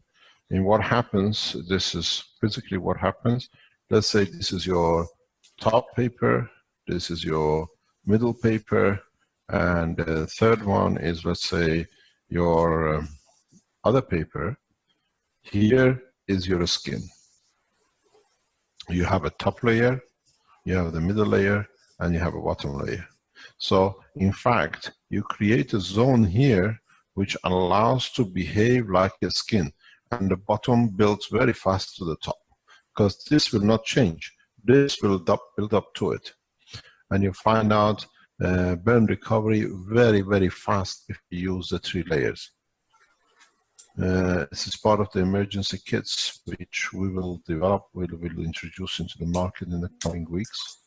And this is part of the, what do you call it, the burn system. I offer this to the emergency services here in Italy because of the explosion we had. So the science behind it, you have to understand, is that the 3 layers interaction of fields gives to the condition of the creation feeling of the skin. Now, here you're void of a skin, it's gone with the burn. The 3 layers, if it's burned, you have to show the 3 layers on this side. So the interaction creates that surface that the body will follow the field transfer, and you find a replacement and the growth of the skin and the flesh very rapid without infection. It's important to use a copper, very important. But you don't use a copper long term, especially when it's used on the stomach part where the soft tissues are. It has to be in a short burst, because the copper can interact with the muscle tissue of the soft tissue of the body, and it has other applications. So if you are dealing with an infected wound, try the copper oxide tissue on its own, or maybe with the CO2. If it's just a pain, use the CO2. Pain is a sign of emotion. Copper is a part of the structure of the physicality. So once you nano-coated it and you have created the plasma of the water, so now with the water of the body, it has a common ground. With the copper has a common ground, you see the building of the muscle tissue. Very rapid. It can speed up to factors. Without infection, mainly without infection. The biggest problem, as even Renan said, is putting these patches after the bandage. But don't make the bandage too thick, that the field environment is less than 3 to 7 millimeters sometimes to be effective. Carry on, Renan. Okay, sir. Thank you. Just to be clear, that's the water of the CO2 and the water. Yes. Not Yes. the cans itself. Yes. This knowledge will become very handy very soon now for a lot of applications around disaster zones. With a fire cases. Extremely quick and easy to make. Pardon? I see these as extremely quick and easy to make. Yeah, the beauty with it, as Renan said as well, the fire brigades can apply it on the site. Doesn't matter how many injuries are, how many people. When they carry the guns with them, they just add the water to it. Within seconds, they can make their own patches for each person on the site. So let's continue. So the next is we have our, after the thermal shocks with GANs, CO2 GANs. GANS mask. So we have already existing mask there in case of any volcanic eruption or dust, and the area is so stinky. And you can buy your existing mask and just put the patches around the filters. Don't cover the filters, just around the filters to help. So still use CO2 GANs. It's energizing, so you can wear your mask as long as possible when there is still the need of it. So just always be reminded, if with infections, use the copper oxide water, GANS water, for the infection, but don't use it permanently or long. So this is another. The next thing is the mosquito repellent. This is a simplified one. So the same concept. You try by Leaf Tanner. He told me this, and I just made it simplified it. So you just need the CO2 GANs plus the citronella oil or a lemongrass extract mixed, and the water. Still use the water of that GANs in making simple patches, and wrap the patches on the plastic bottle, and you put the clean water, wait for 30 minutes or to 1 hour, and drink the water. You just observe. You will have the energy of the citronella in your body, thus mosquito shy away from you. So anybody can try this and can confirm it. So Leaf Tanner also tried this, but he did another process. But I think this process is more simple to use, and you may confirm it. So this can help in the area of the disaster zone, especially when the water has resided and everything has cleared up. There will be so much dead plants, dead animals, and you need the mosquitoes will be around and flies. So at least we have something that we can drink every time, and the mosquitoes won't go to us. So this is. Would this work? Would this work for the malaria mosquito? If would we attract it to us, or would we repel them? Maybe we will. It will be a repellent, sir. For me, I think it's gonna be instead of attraction, because the lemongrass and the citronella repels them. So with the energy of the lemongrass and the citronella oil, with that energy in your body system, so they will be. They won't say they will have no option but not to bite you, because they thought you have already the citronella inside you. So in the Philippines, do you know how you distinguish if you have a malaria? I think you have a malaria mosquito. Yes, how do you distinguish the malaria mosquito from non-malaria mosquito? The zebra type. The malaria mosquito, the zebra type. Zebra. Their color is white and black, and it's like stripes. So their body, their foot, their legs are white, black, white, black. But in Africa, it's not that way, is it? It's all the same color. Oh. In Africa, malaria is the same. It's the way they sit. If you see a mosquito, if it sits, I'll draw it for you. In Africa, it's the easiest way to know if you can see it when you get beaten. Is the normal mosquito, if this is your leg, let me do it this way. If this is your leg, and the mosquito sits with you along that way, it's a normal mosquito. But if the mosquito is like this, it's a malaria mosquito. Oh, okay. That's how we see it. It sits with the legs and it bites you inside. The malaria mosquito is deformed shape. That's how, but the normal mosquito, when it sits, it's just like a normal mosquito on your body. And one of the things you can do, which is release pains very rapidly, apply the mosquito repellent or the mosquito oil as you make it directly on the point of the bite. You'll find out it reduces it immediately, disinfects it immediately, then the pain disappears. The best thing is if you got a mosquito repellent, or maybe you can try it with the oil you have. When you get the mosquito bitten, use it directly on the point of the bite, and the pain disappears instantly, because it's there to do the job. It does both ways. The mixture of the CO2 oil with the citronella oil, I think, like Mr. Keshe is saying, if we apply it on the area of the bite, it will be more effective to repel the mosquitoes and also to heal the pin or the damage done. Okay. Lemongrass is very common in Africa. You can smell it from miles when you come near the fields. It just hits you. Carry on. Okay, so and that's all. And thank you. That's what I have prepared yet for the emergency kit.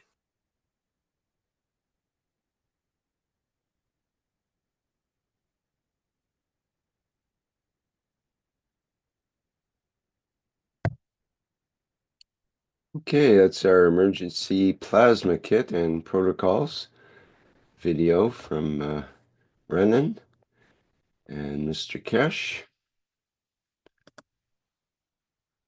Let me get back to our regular programming here.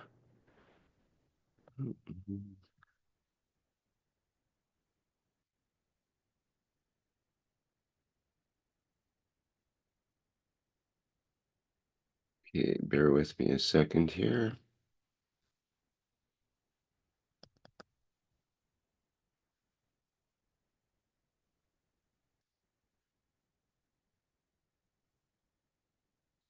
Okay, we'll get to the next slide.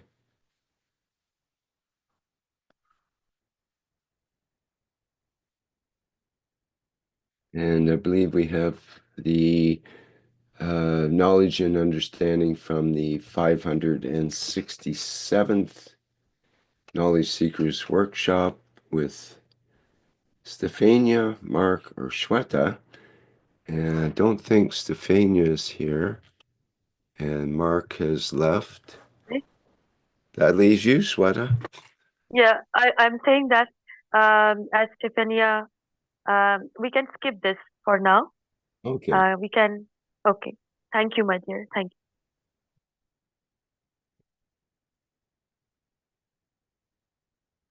Next we have transmutation with Moshfek or Dean or Shweta or all.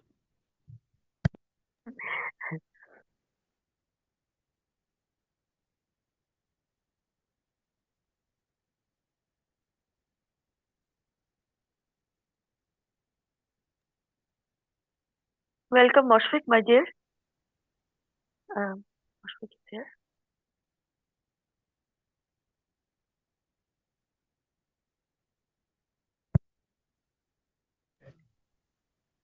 Okay, sorry about a little bit of delay.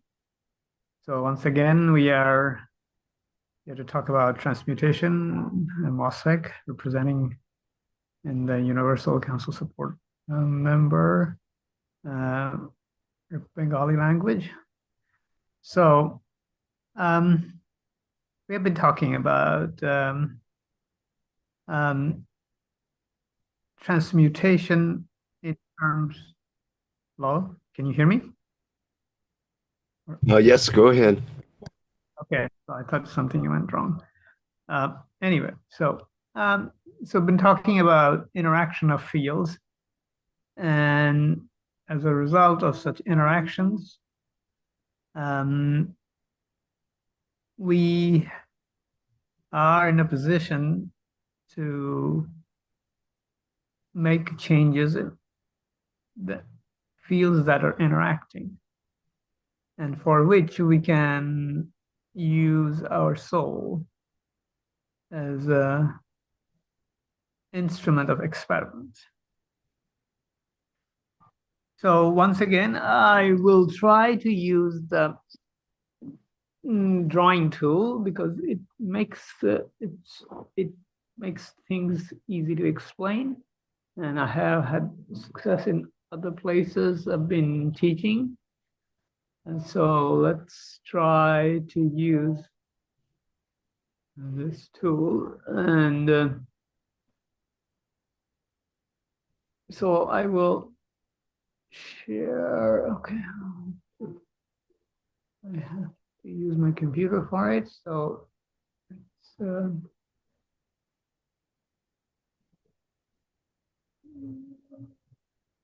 okay. All right.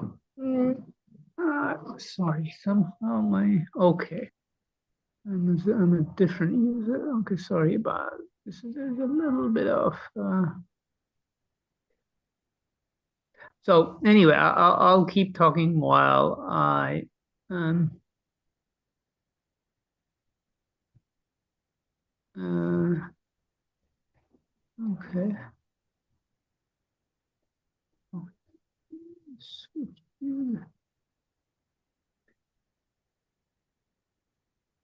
So anyway, so I will join using the other account. I wasn't able to find my the Zoom ID within this this user. So anyway, so let's see. So,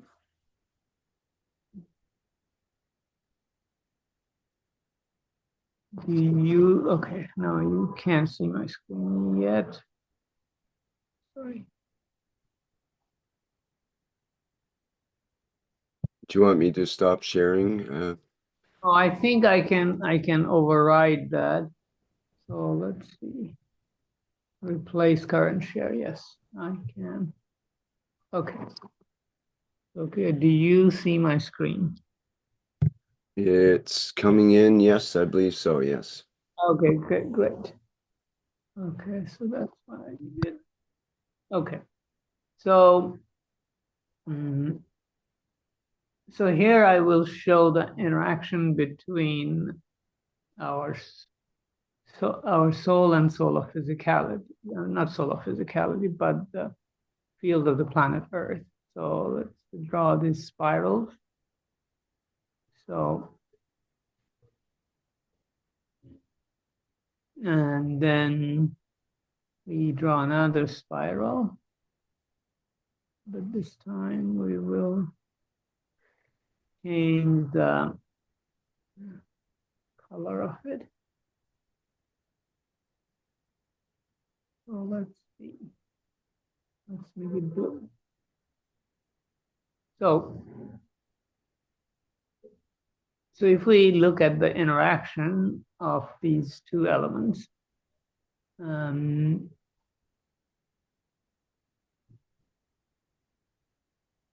so at the interaction point between our soul and the soul of the planet, where our soul is in red and the soul of the planet is in blue. So the interaction of those two create what would be the let's see, the soul of let's make this purple. And so I'm going to change its orientation a little bit.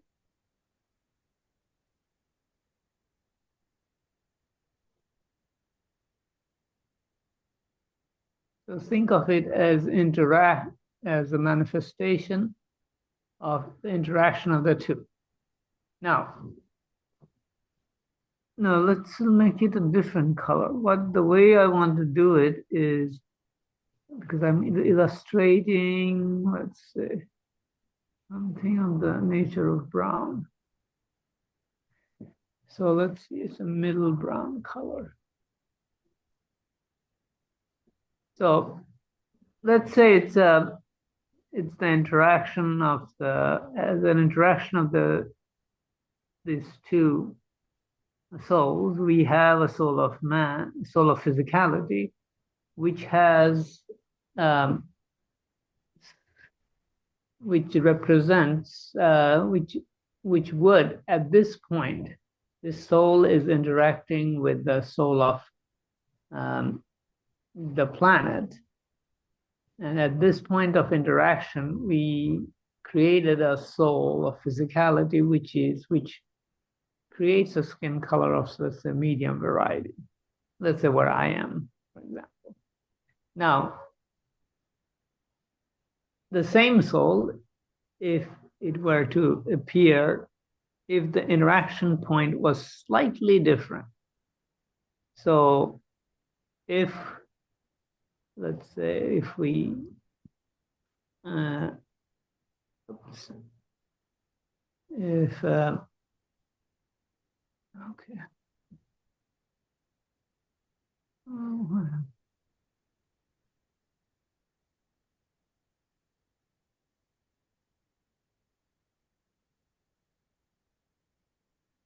Now, copy and paste. Now, if the same soul, if we move it a little bit that way, which is a different interaction point between this soul and the planet, the point of interaction changes. So we are interacting with a different point of the soul of the planet. In that case,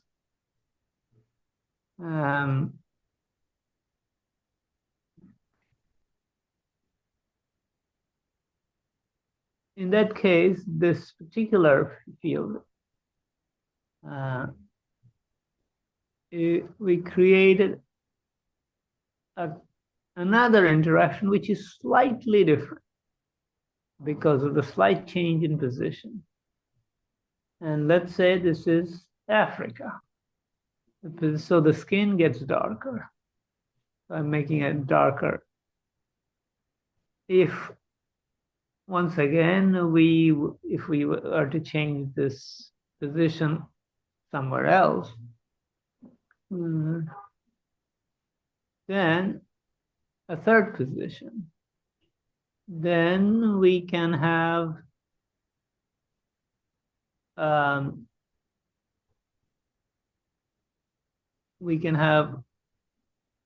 another condition, another interaction point where the skin would be lighter. So we have a lighter skin. Now, so I mean, you all know about this. So it's not that difficult for us, for a single soul, to manifest in different position with different characteristics. And I'm here only illustrating the skin color, but it's the same soul. So if that's the case, we can, okay, I'll remove all the various manifestation of the various copies of the soul just for simplicity. Now, so what happens is that because of the changing of the interaction point, we have different types of manifestation. Here we are talking about like the physical characteristics, which is the skin color. But now let's think about this not as an individual soul, but the souls collectively. Much like ourselves, the field of our cells together forms an organ. So we have a similar situation if we take not just one soul, but multiple souls. And we, instead of changing skin color, let's think about changing a group, a collection.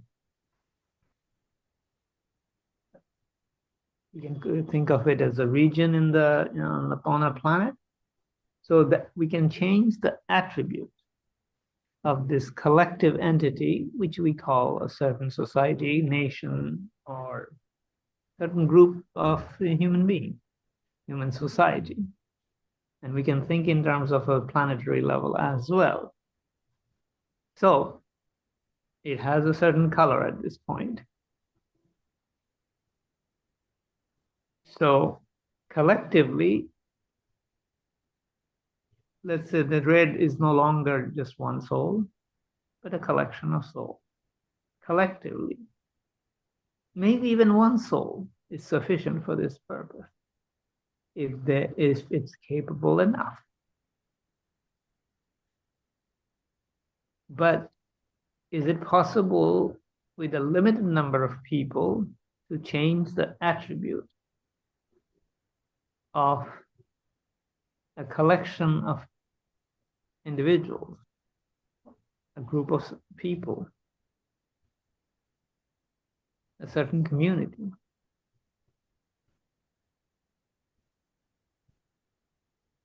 And we can do it for the benefit of the whole community.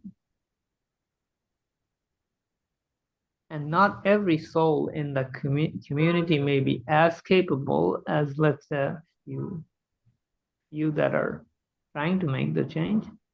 But those who are capable of changing can interact with other souls that are not as capable to bring their need into the change that we can make. So this is actually a very fundamental thing. We may not need too many people to make the change at the soul level. We only have to reach a certain field strength and its interaction with the planet. Of course, we are participating in this action with the planet, but we can create a field within a region of the planet or across the whole planet, which changes the color of the community from, let's say, being violent to much more peaceful. So are we in a position collectively to make such a change? Well, Keshe Foundation is participating in such a change. But we can adjust this color, not just abruptly, but gradually, just like changing color from, let's say, dark to lighter. And so why do we need to do it kind of at a pace so that it's not too abrupt? One day we wake up and everything is different. That would be too traumatic for many souls. Those who are ready, yes, we know it's possible to get to that point, let's say complete peace. But we can't get there. But as we all know, things have accelerated quite a bit on this planet. So things are, it started slowly, but, not as many people were aware. But now things are moving faster. So we are in a position to change the color of the planet to peace very quickly. This is something that this gradual change of color is no longer necessary. And that will prepare us to make our own changes in transmutation in future as we transmute from one place to another. But for the moment, this is a task at hand, which is the peace, so that we can bring this science and technology to everybody by moving the manifestation to a peaceful environment. So, and with that comes the prosperity, which is not just the prosperity through the technology, but the prosperity of this through the soul's elevation and the peaceful. It's not just peace at the level of the community, but it's peace within our soul, which is the interaction of soul of physicality and soul of man, which also needs peace, because there is enough turmoil going on within ourselves because of the environment we are in. So as we become peaceful, we know what peace is, so we can make it a reality for the whole planet. So the basic idea is to make this transmutation not just from soul level and then abruptly manifest, in a certain position, much like if we transmute from one place to another, let's say from where I am to Africa, and we want to turn dark, but this is not a gradual transition, but an abrupt change, because we accept this. Let's say we are in a position to accept this, and we do it. But as we are too attached to physicality at this point, the society as it exists, and not all of us are aware or prepared to use the higher strength field, we can make the transition easier by going through it slower. Actually, that's how it's happening. So it's not bad, and it's going very well, in my opinion. So let's keep everything together. We have to have enough balance to get to the peace that we need to make the transition to the tip technology in exchange of peace, for peace. Anyway, so this is a different way of saying it, but nevertheless, it's to encourage all of us who are here and listening in now and in future can relate to this simple diagram of transitioning from one color to another, the color of peace. Hey, thank you very much. This is all I have to say today, and I'll stop sharing. Okay, Rick, you can go back to the presentation. Thank you, my dear Moshfik. So much in clarity, so much beauty explained. Now we understand. Have we came here with an intention, or we came after the coming or appearance or birth? We create that intention. But then we are so much variable, but so much in this oneness. As we can see the universal unified theme, the blue and the red, the manifestation happens. So then from this oneness we came, and we are going again to this oneness, because the core intention was, is, will be love, spreading love, giving love. Giving love is the most important. So always give love, my dear beautiful soul. That creates all that is.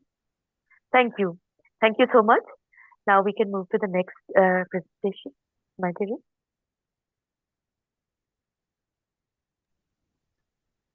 Thank you, Mosfek. Thank you, Sweta. It's Dean here again. Just quickly before we go to this, I'd just like to say something to do with what Mosfek was just speaking about. And he showed two plasmas and those interactions between the plasmas touching each other and communicating. A different interaction in a slightly different position. And the other day I had this headache that came on, and I thought, I'll try Mosfek's experiment. So I just thought of two plasmas, and I placed one over the top of the other and got the interaction to go. And it was quite an intensive headache at that moment. And I just thought about it, placed them over, got the interaction going, and made one slightly stronger and the other one much weaker. And I was very surprised. The headache suddenly went. It suddenly disappeared. And that happened, that process happened within the space of 20, 30 seconds. And it was a wonderful interaction. And later on, I forgot about it and I fell asleep and the headache came back. But then I just kept going back to that moment and interacting with it in a totally different way.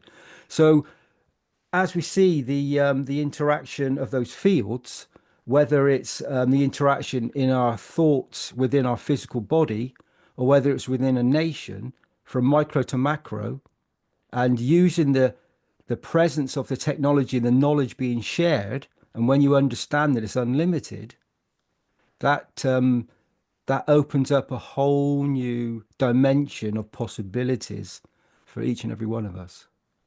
So now we can go to the 2024 Nutrition and Wellness Transmutation Test.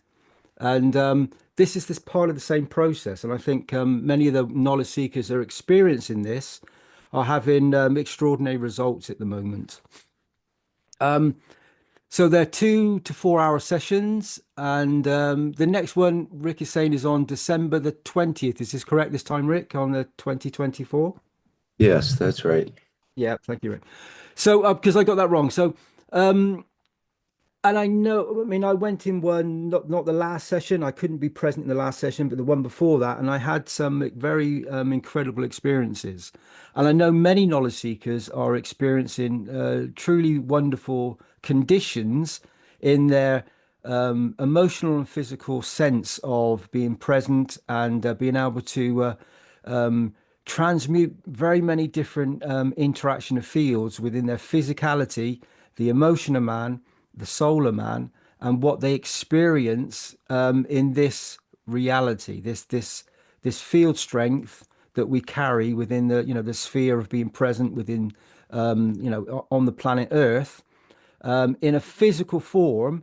However, we have this wonderful connection that's called the soul, that when we start to engage with that and we start to enhance it with the intentions, with the plasma technology, with this wellness and transmutation test that is coming up, then we expand the soul over the physicality. And we're starting to experience many wonderful interactions. And you are, as Mr. Keshe said, you are the captain of your ship. And as you understand it more and as you become closer to the soul, then you start to realize you go into that dimension of the soul that has no physicality and it's perfect. So when you transmute, when you go into that position and you come back into the physicality, some of the knowledge seekers are experiencing wonderful conditions of balance within their physical form and the emotional form of the conditions that have arisen through the field interactions of the emotions within the fields of the planet. The emotions are attached to everything that's been spoken about earlier on. Mehran was explaining something. If you listen to it, what she said was so incredibly important. It touches the very essence of why we have some of the very major issues that start very small within someone, within their emotional body, that then becomes something much, much more. Because when we transmute that to another, like our sibling or something, and then that sibling takes a position of whatever it is. But when they take a position much further up the chain of understanding it as, as what we call people of importance on planet Earth that hold positions of whatever it is, they can take that position and they can amplify it because they affect more people. So when you have this condition as a baby or as a soul, as a child or a position, you're affecting your family, and this emotions can cause conflict within the family.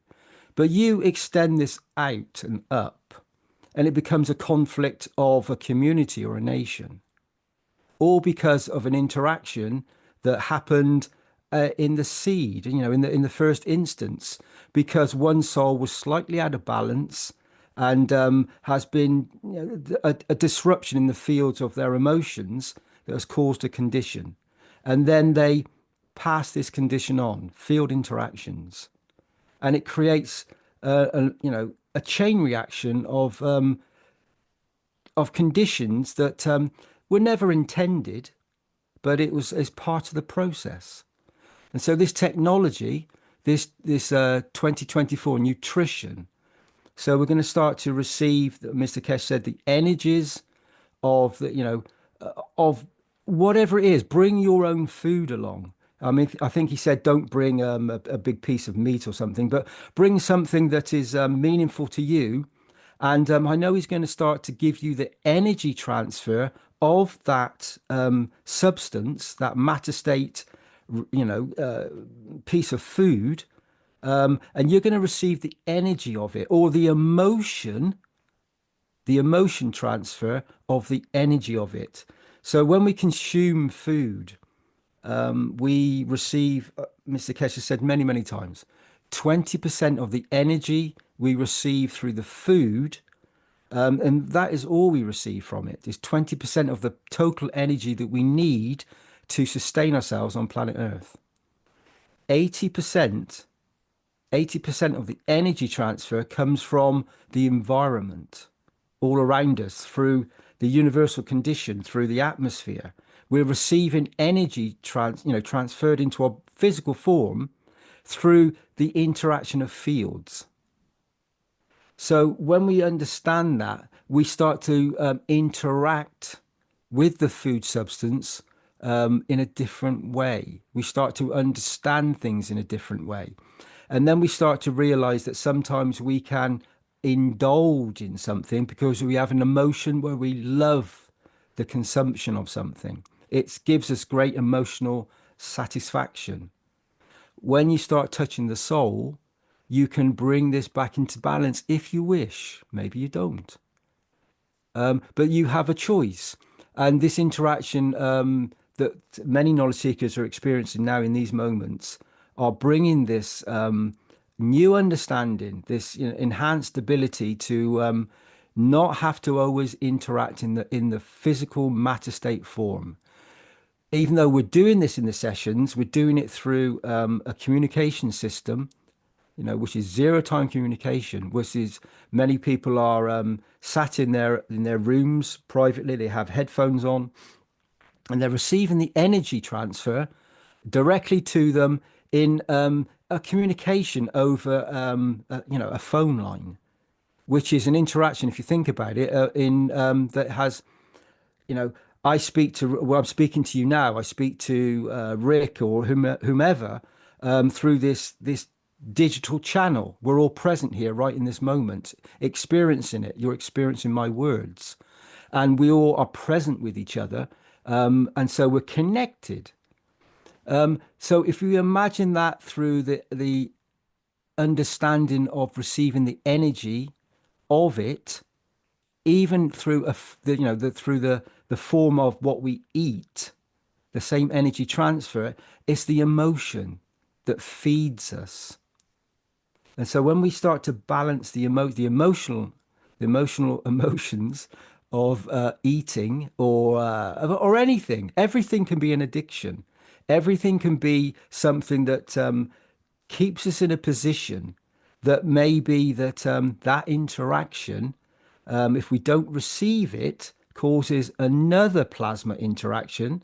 So remember what Mosfeq was saying, where the two plasmas just slightly misalign, and then we get another interaction going on, and that causes a condition that expands out, maybe in the wrong way. So maybe in a positive way. It can be both. So the interaction of the fields is a never-ending interaction of motion, emotion in motion. And Mr. Keshe is bringing along this technology. And I mean, I've been in these systems and experienced it. They are so powerful. And I don't know of anybody else on planet Earth who could actually produce these systems. They're quite extraordinary. And it is a real gift to humanity to be present here. And you have the possibility to interact on this soul level interaction, even though you're in the physical form, and just to experience it. And then give this gift back to humanity by being present. And when you are present like this, you are interacting in a field of souls that when you give to that energy, and it is shared amongst all the other souls that listen to it, and it's not just in this moment. These interactions and these transmissions, these voices, whatever you want to call it, will be present for humanity for many generations to come. So many souls will listen to this, and many souls will understand it in the time to come, and in this moment, and they will give back to you. So if you now understand, a little what I've just said there, the interaction of being in the correct ethos and of the foundation, which is here present on planet Earth to bring humanity into balance and into the understanding of the universal knowledge, we will start to transmute this nutrition and wellness automatically. But in these moments, we need these tools. We need Mr. Keshe's guidance and beauty to actually to bring us through the transitional moment to receive this understanding. And for many of us, it may seem very far-fetched. It's, what all this is just, it doesn't make any, it's not for me. However, the more you listen to these teachings, the more you understand, you really don't have a choice because you're part of it. You may not want to interact with it sometimes, but you really don't have a choice. And there will come a time when the interaction in the fields, as I said, you will not have a choice. It's part of you. It's part of everything. So by being present and giving, you will receive the beauty of the creation. You do in everything you do anyway. When you do it in with pure intention and the condition of helping other souls, giving to other souls, so that they receive what they need in that moment. And so this 2024 Nutrition and Wellness Transmutation Test, if you have the funds or the intention or the beauty to be present, please do so. As you can see, they're €600 per session, and this is a very for many people that don't have the money. I understand this; they can't afford to do this. But if you can find a way to you are funding the elevation and the condition for humanity to move to the next step, the next level for each and every one, and not just humanity, because humanity then touches the soul of all the other souls that we interact with constantly.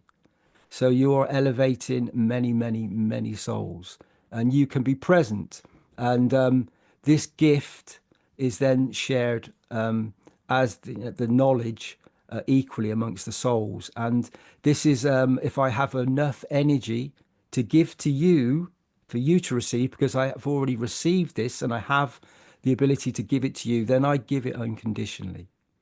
And that is soul sharing. That is the energy transfer of the universe. This is how the universe works.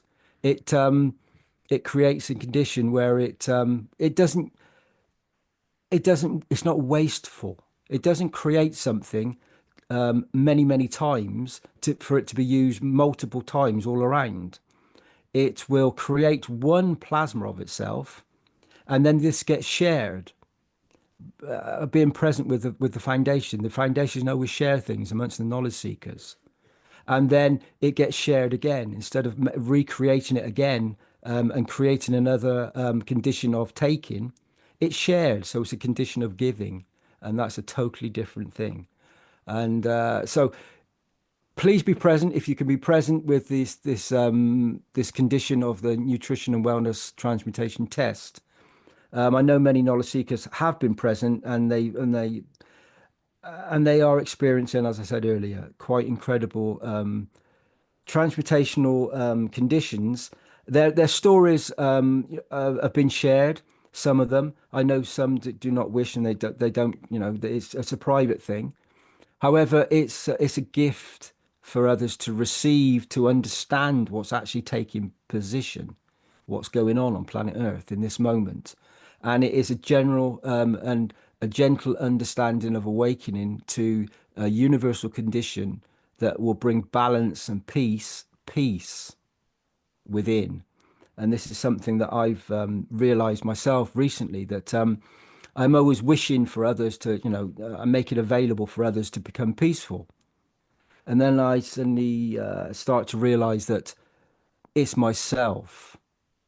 I stop looking to the leaders or to the whomever, whatever, outside. I just go inside, and I ask for my soul to be elevated from myself constantly.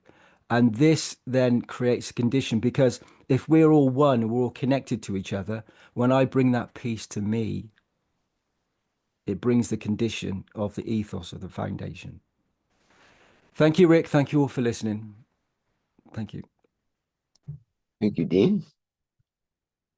Perhaps we could do a quick review of some of the Keshe Foundation products and things available at this time of year, which is sort of the Christmas season. There's in the Keshe Foundation store, there's the 2024 Christmas bundles, and these are mostly GANs gel packs. In this first batch here, you get any 3 gel packs at the price of 99.99 euros, basically 100 euros plus the VAT, and also other bundles here with the GANs memory foam bundle with pillows and whatnot. And we have the GANs Nutri bundle with the various GANs nutritional red, veggie, fruity, and herbs. There's also a Plasma Care soap bundle, and all the bundles are 100 euros basically. You can select which ones you want at the bottom. So that's one option, is for Christmas for people. It's, you're quick, maybe you'd be able to get those. I'm not sure if they're available before Christmas at this point, but at least they'd be ordered and ready to go. There's also lots of other new products, such as the handmade crochet, and we find those in sort of a winter theme, Christmas theme as well, and various incarnations of little knit beings. And this is our cover photo for today, the knit frog family, as I thought that sort of represented humanity in a way. And you can look through that for various other things available at various prices and so on. And there's other crochet stars in this case available. And what else do we have? Well, there's a whole range of ganses, from the knee gans to the, it's almost from the head gans to the toe gans, basically from head to toe, and for male, female, and different implementations. Here's the heat gans, and there's lovely winter photos that these ganses had been framed with as well, which is very nice. So you might want to peruse the GANs section of the Keshe Foundation products, which is quite large in itself. There's also the enhanced pain pen, which is available, one with the red dot. They're 99.99 euros as well. And by the way, if you're perusing the store, sometimes it will come up with this thing where it's asks you to sign in. Well, you don't have to sign in. You just have to go cancel and get rid of that little annoying window. Mr. Keshe has pointed that out at one point too. It's just a defect in the software. We have to deal with it. So we have Twinity stamina GANs and so on and so forth. Quite a large selection of products in the Keshe Foundation store that you can have a look at. Okay, don't want to dwell on that too much, but suffice to say that it's Christmas and it's a good time to, if you have the funds, to be able to purchase things for others or for yourself or your family for this holiday season. Okay. Thank you, my dear Rick. Very, very beautiful gifts. Always, you know, women especially do crochet works and making dolls. It was a kind of a hobby growing up, and these dolls are so beautiful, and the crochet work was so good. I mean, excellent. Oh, this. Uh, oh my God. We are so inspired. I They mean, are beautiful. lively, aren't they? Yes. Yeah. Yes, very lively. Beautiful. See the eyes? Beautiful, beautiful. Very beautiful. We have, it's so near to the heart, you know. It's, as we have done, not as beautiful as it is now in our Keshe store, but children will definitely, even adults like us definitely will be so much in happiness when the gift has been reached to them. these these dolls, very beautiful. Thank you, my dear Rick. Thank you. Sweater Rick, may I just quickly say that now somebody was either listening or maybe the soul was. I went to a market the other day, and in the market, this wasn't these products, but there were many products very similar to this, knitted, just sat there, lots and lots of them. So I was thinking to myself, if they knew about the technology and they knew that once you put these the GANs and the other plasmas into them, how beautiful you can make them for the others and for yourselves as well. And it just always the same. When you start to connect with the soul and you start to not judge anything and you walk into an environment, you usually find the soul mirrors and shows you many things because everything's connected. And it just was without every single time now. I just, because I'm aware of what's happening, I just see it everywhere. The soul just shows you the beauty wherever you go. Once you actually just allow it to show you and understand what's going on, the field interaction is extraordinary, and it's the most incredibly beautiful thing. And it's wonderful to be present and to come to know a little bit of it. I know it's a tiny fraction of the totality of the knowledge, but my goodness me, it's so beautiful. Thank you, Sweta. Thank you, Rick. Thank you. Oh, thank you, my dear. Thank you so much. Beautiful. We don't want to go from here, but still, we have to go. Thank you. Thank you, my dear. Now we can go to the next slide, my dear Rick.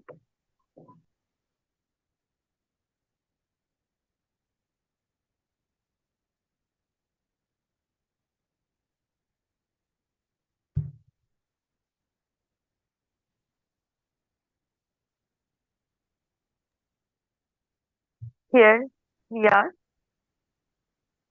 The you. Okay. Yeah, I will say Welcome. something, Sweta. So I'm just going to read that this beautiful wish, as usual, the council, they come together as a group of souls, and they read as one. They become one, and the needs and wishes are of the UC is one in totality for the soul of creation, and it's incredibly powerful when that soul is present to create a condition of beauty. It's always been here, but we're starting to understand and connect into it more. We're receiving this elevation, and these wishes become extremely powerful. So we, the UC, give through our souls to all souls in existence to be in the oneness of one nation one planet, and one race, for justice and world peace. And we are present. We are present. I was speaking a little bit earlier on about, I just spoke about it, where I've realized that peace within inside, we make these wishes for, and to elevate and bring peace to others. When we focus, when we bring those plasmas together within inside ourselves, we can bring about that wonderful condition of peace, to be present where we are in that particular moment. And we can focus that intention like the Universal Council does at 9 o'clock every evening. You can focus that intention of being connected to all the souls. But when you bring that peace within inside yourself, then open up and let the other souls be part of these needs and wishes. This interaction is extraordinary. It touches everything. The field strength of the emotion, when it's balanced and in a condition of unconditional love to give, the other souls receive it instantaneously. Zero time communication. And when they receive that love and care, it changes the condition on planet Earth. And not just planet Earth, into the universes, the galaxies, and everywhere else. Because the field interaction of this knowledge has no limitation. So it gives you the ability to connect to the Creator. And that's pretty powerful. And the understanding is so beautiful that you have the possibility to do this. And that interaction is this, that part of the moment, you know, when we all go quiet, we get the space gap. That's where the energy is. That's where the soul sits. That's where everything in creation is. Mr. Keshe has brought this technology as a nuclear engineer, and he looks for the smallest, the most humblest. And when you become this, you are the creator. You're part of it.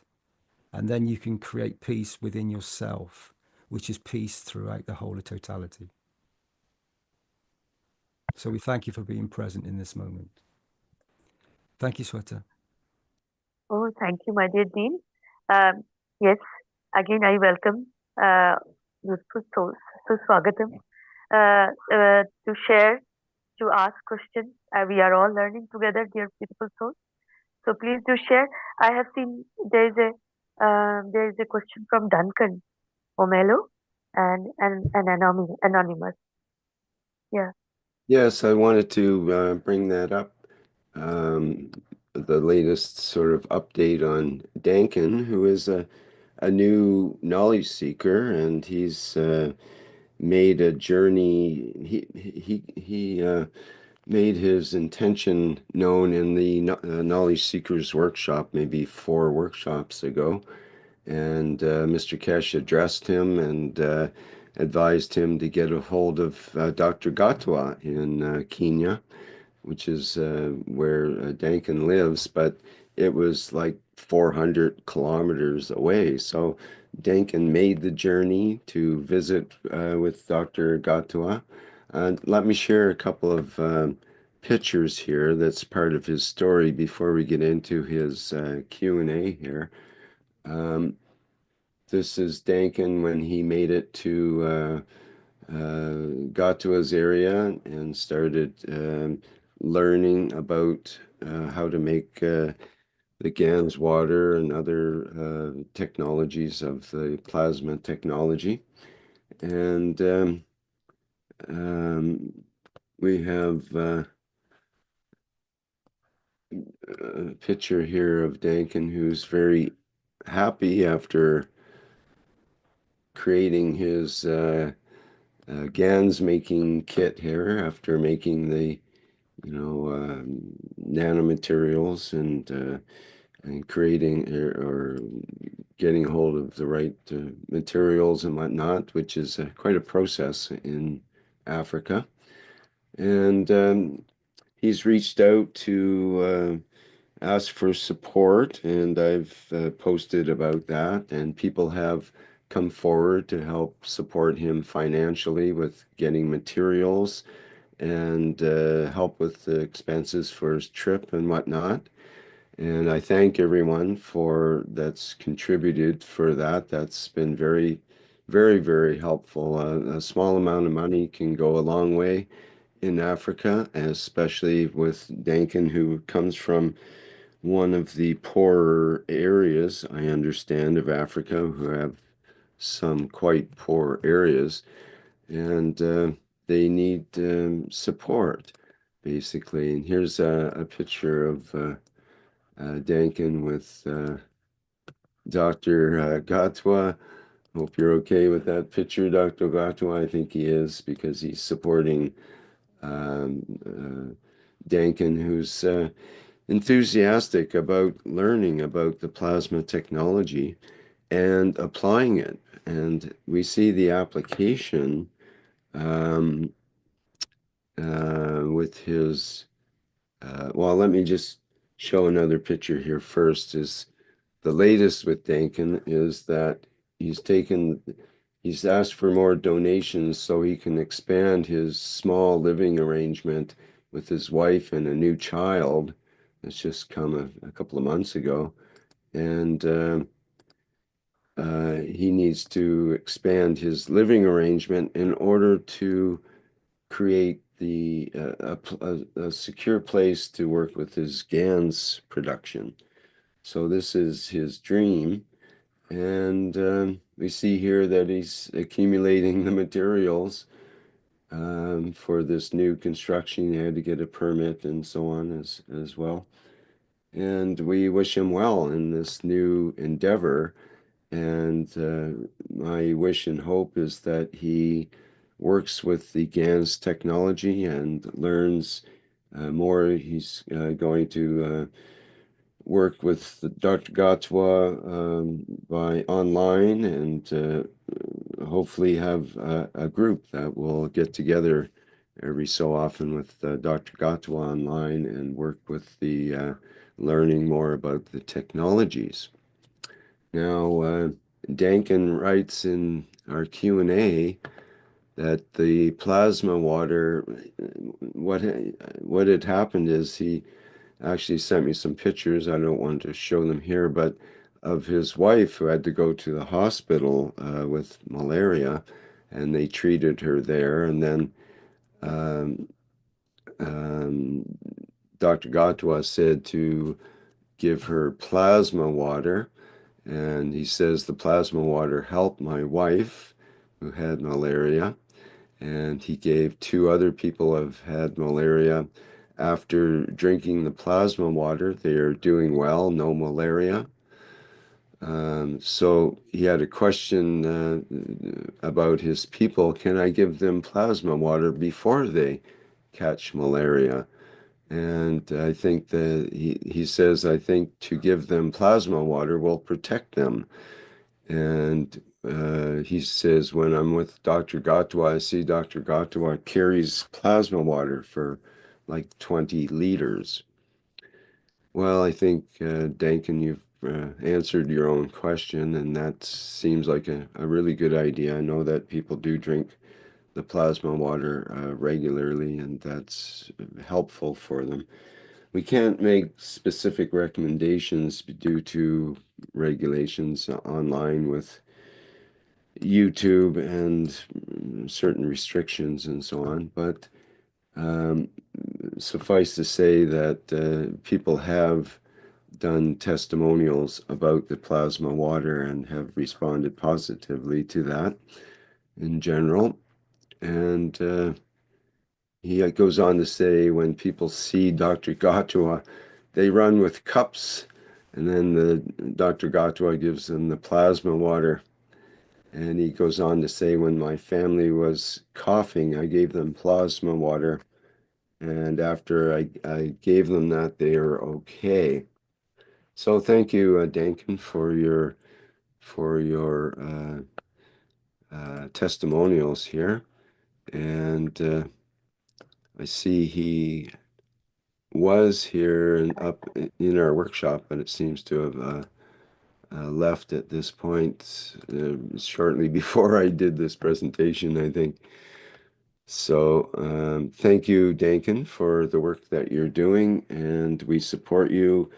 And it's kind of an example of what Dean was just talking about, when we give from our soul, and when others all pitch in to help and support someone, they can feel that support, and it gives them good feeling to continue and know that there's others out there that are willing to help them on their path of plasma. And we've all been on that path as beginners and starting to learn about the technology. And I think we all appreciate having someone respond and to help us through those initial, sometimes difficult times, to be able to catch up with the technology. So Dr. Gatwa puts in the chat, thank you, Dankin, thank you, Rick, and thank you all. And I don't know if you want to say anything about that, I Dr. want Gatwa. to say, my dear Rick, I want to say, Duncan, thank you so much, my dear, for sharing. I have seen the happiness in your face. We are going to the same thing, same emotion, same, Duncan.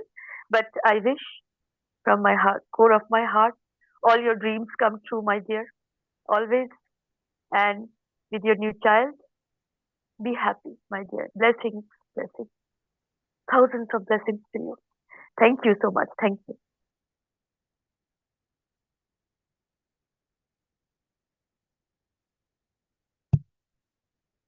Okay, well, thank you, Sweta, and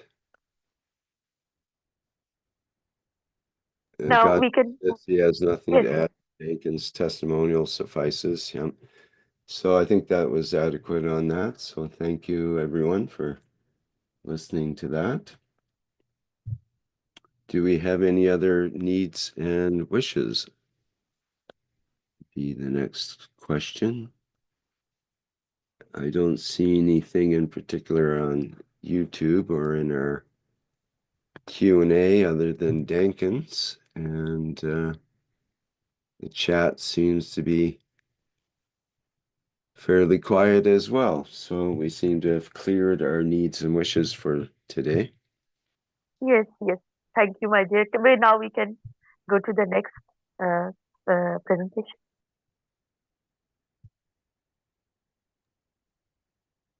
We are here to serve, not to be served, dear beautiful soul. See Duncan emerging so beautifully, and so much happiness in his face. The joy we are experiencing. Thank you. And welcome to Swagatam, the beautiful, beautiful, beautiful energy of Keshe Foundation Spaceship Institute organization. Welcome to the beauty and totality of all souls, all lovely souls in existence. Thank you. Thank you so much for being here always, dear beautiful souls. This changes always goes on. I say people that with the season people change, but this time you and me will never change. Thank you. And I'll say again, thank you for being here. Salam, namaste, salute, the Universal Council. Thank you.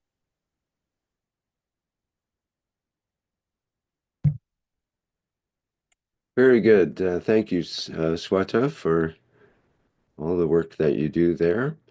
And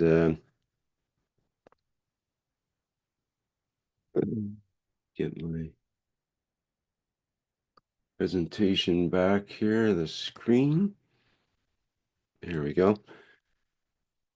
And thanks to everyone from the Universal Council and support members of the Universal Council for today's presentation. Lovely presentation. This has been the 356 out of a long series of weekly presentations every single week with the One Planet, One Nation, One Race for Justice and World Peace. And this is for Tuesday, December 10th, 2024. Now our next public teaching workshop will be Wednesday, December 11th, starting at 7 a.m., which is the Keshe Plasma Reactor group.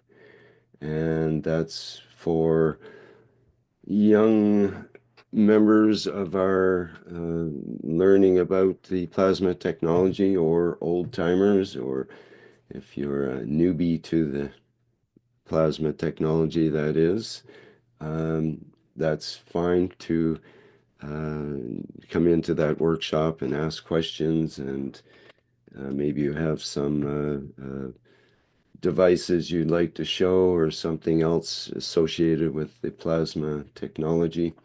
That's where we discuss and do show and tell of the practical side of the plasma.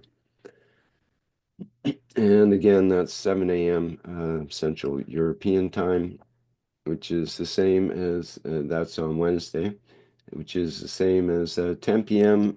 today on Tuesday in Pacific time. That's where I am. Okay, see, what else do we have to announce? I think that's it. And Then this is an announcement from Dance with the Guns for all. dance Thank with you again. That's a good Thank t-shirt. Dance with Oh, hands Dance today. with Guns. Yes, Thank yes. you, my dear. Be enjoy, dear beautiful soul. Be enjoy. Thank you. So that means we have the Universal Flight Enhancement Spaceship Unit music version that we play at the end of this gathering. So again, thank you all for attending today, and thank you to all the members and support members for their presentation. Okay, and thanks to Mark for co-hosting. He's no longer here, but had to go early, and we thank him for his work as well. All right, thanks everyone. We'll go out now with our music. Bye for now.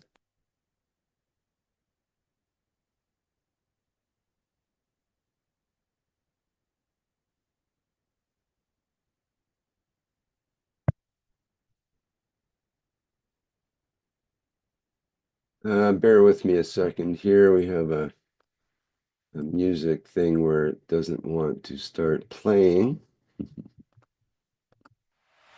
There we go.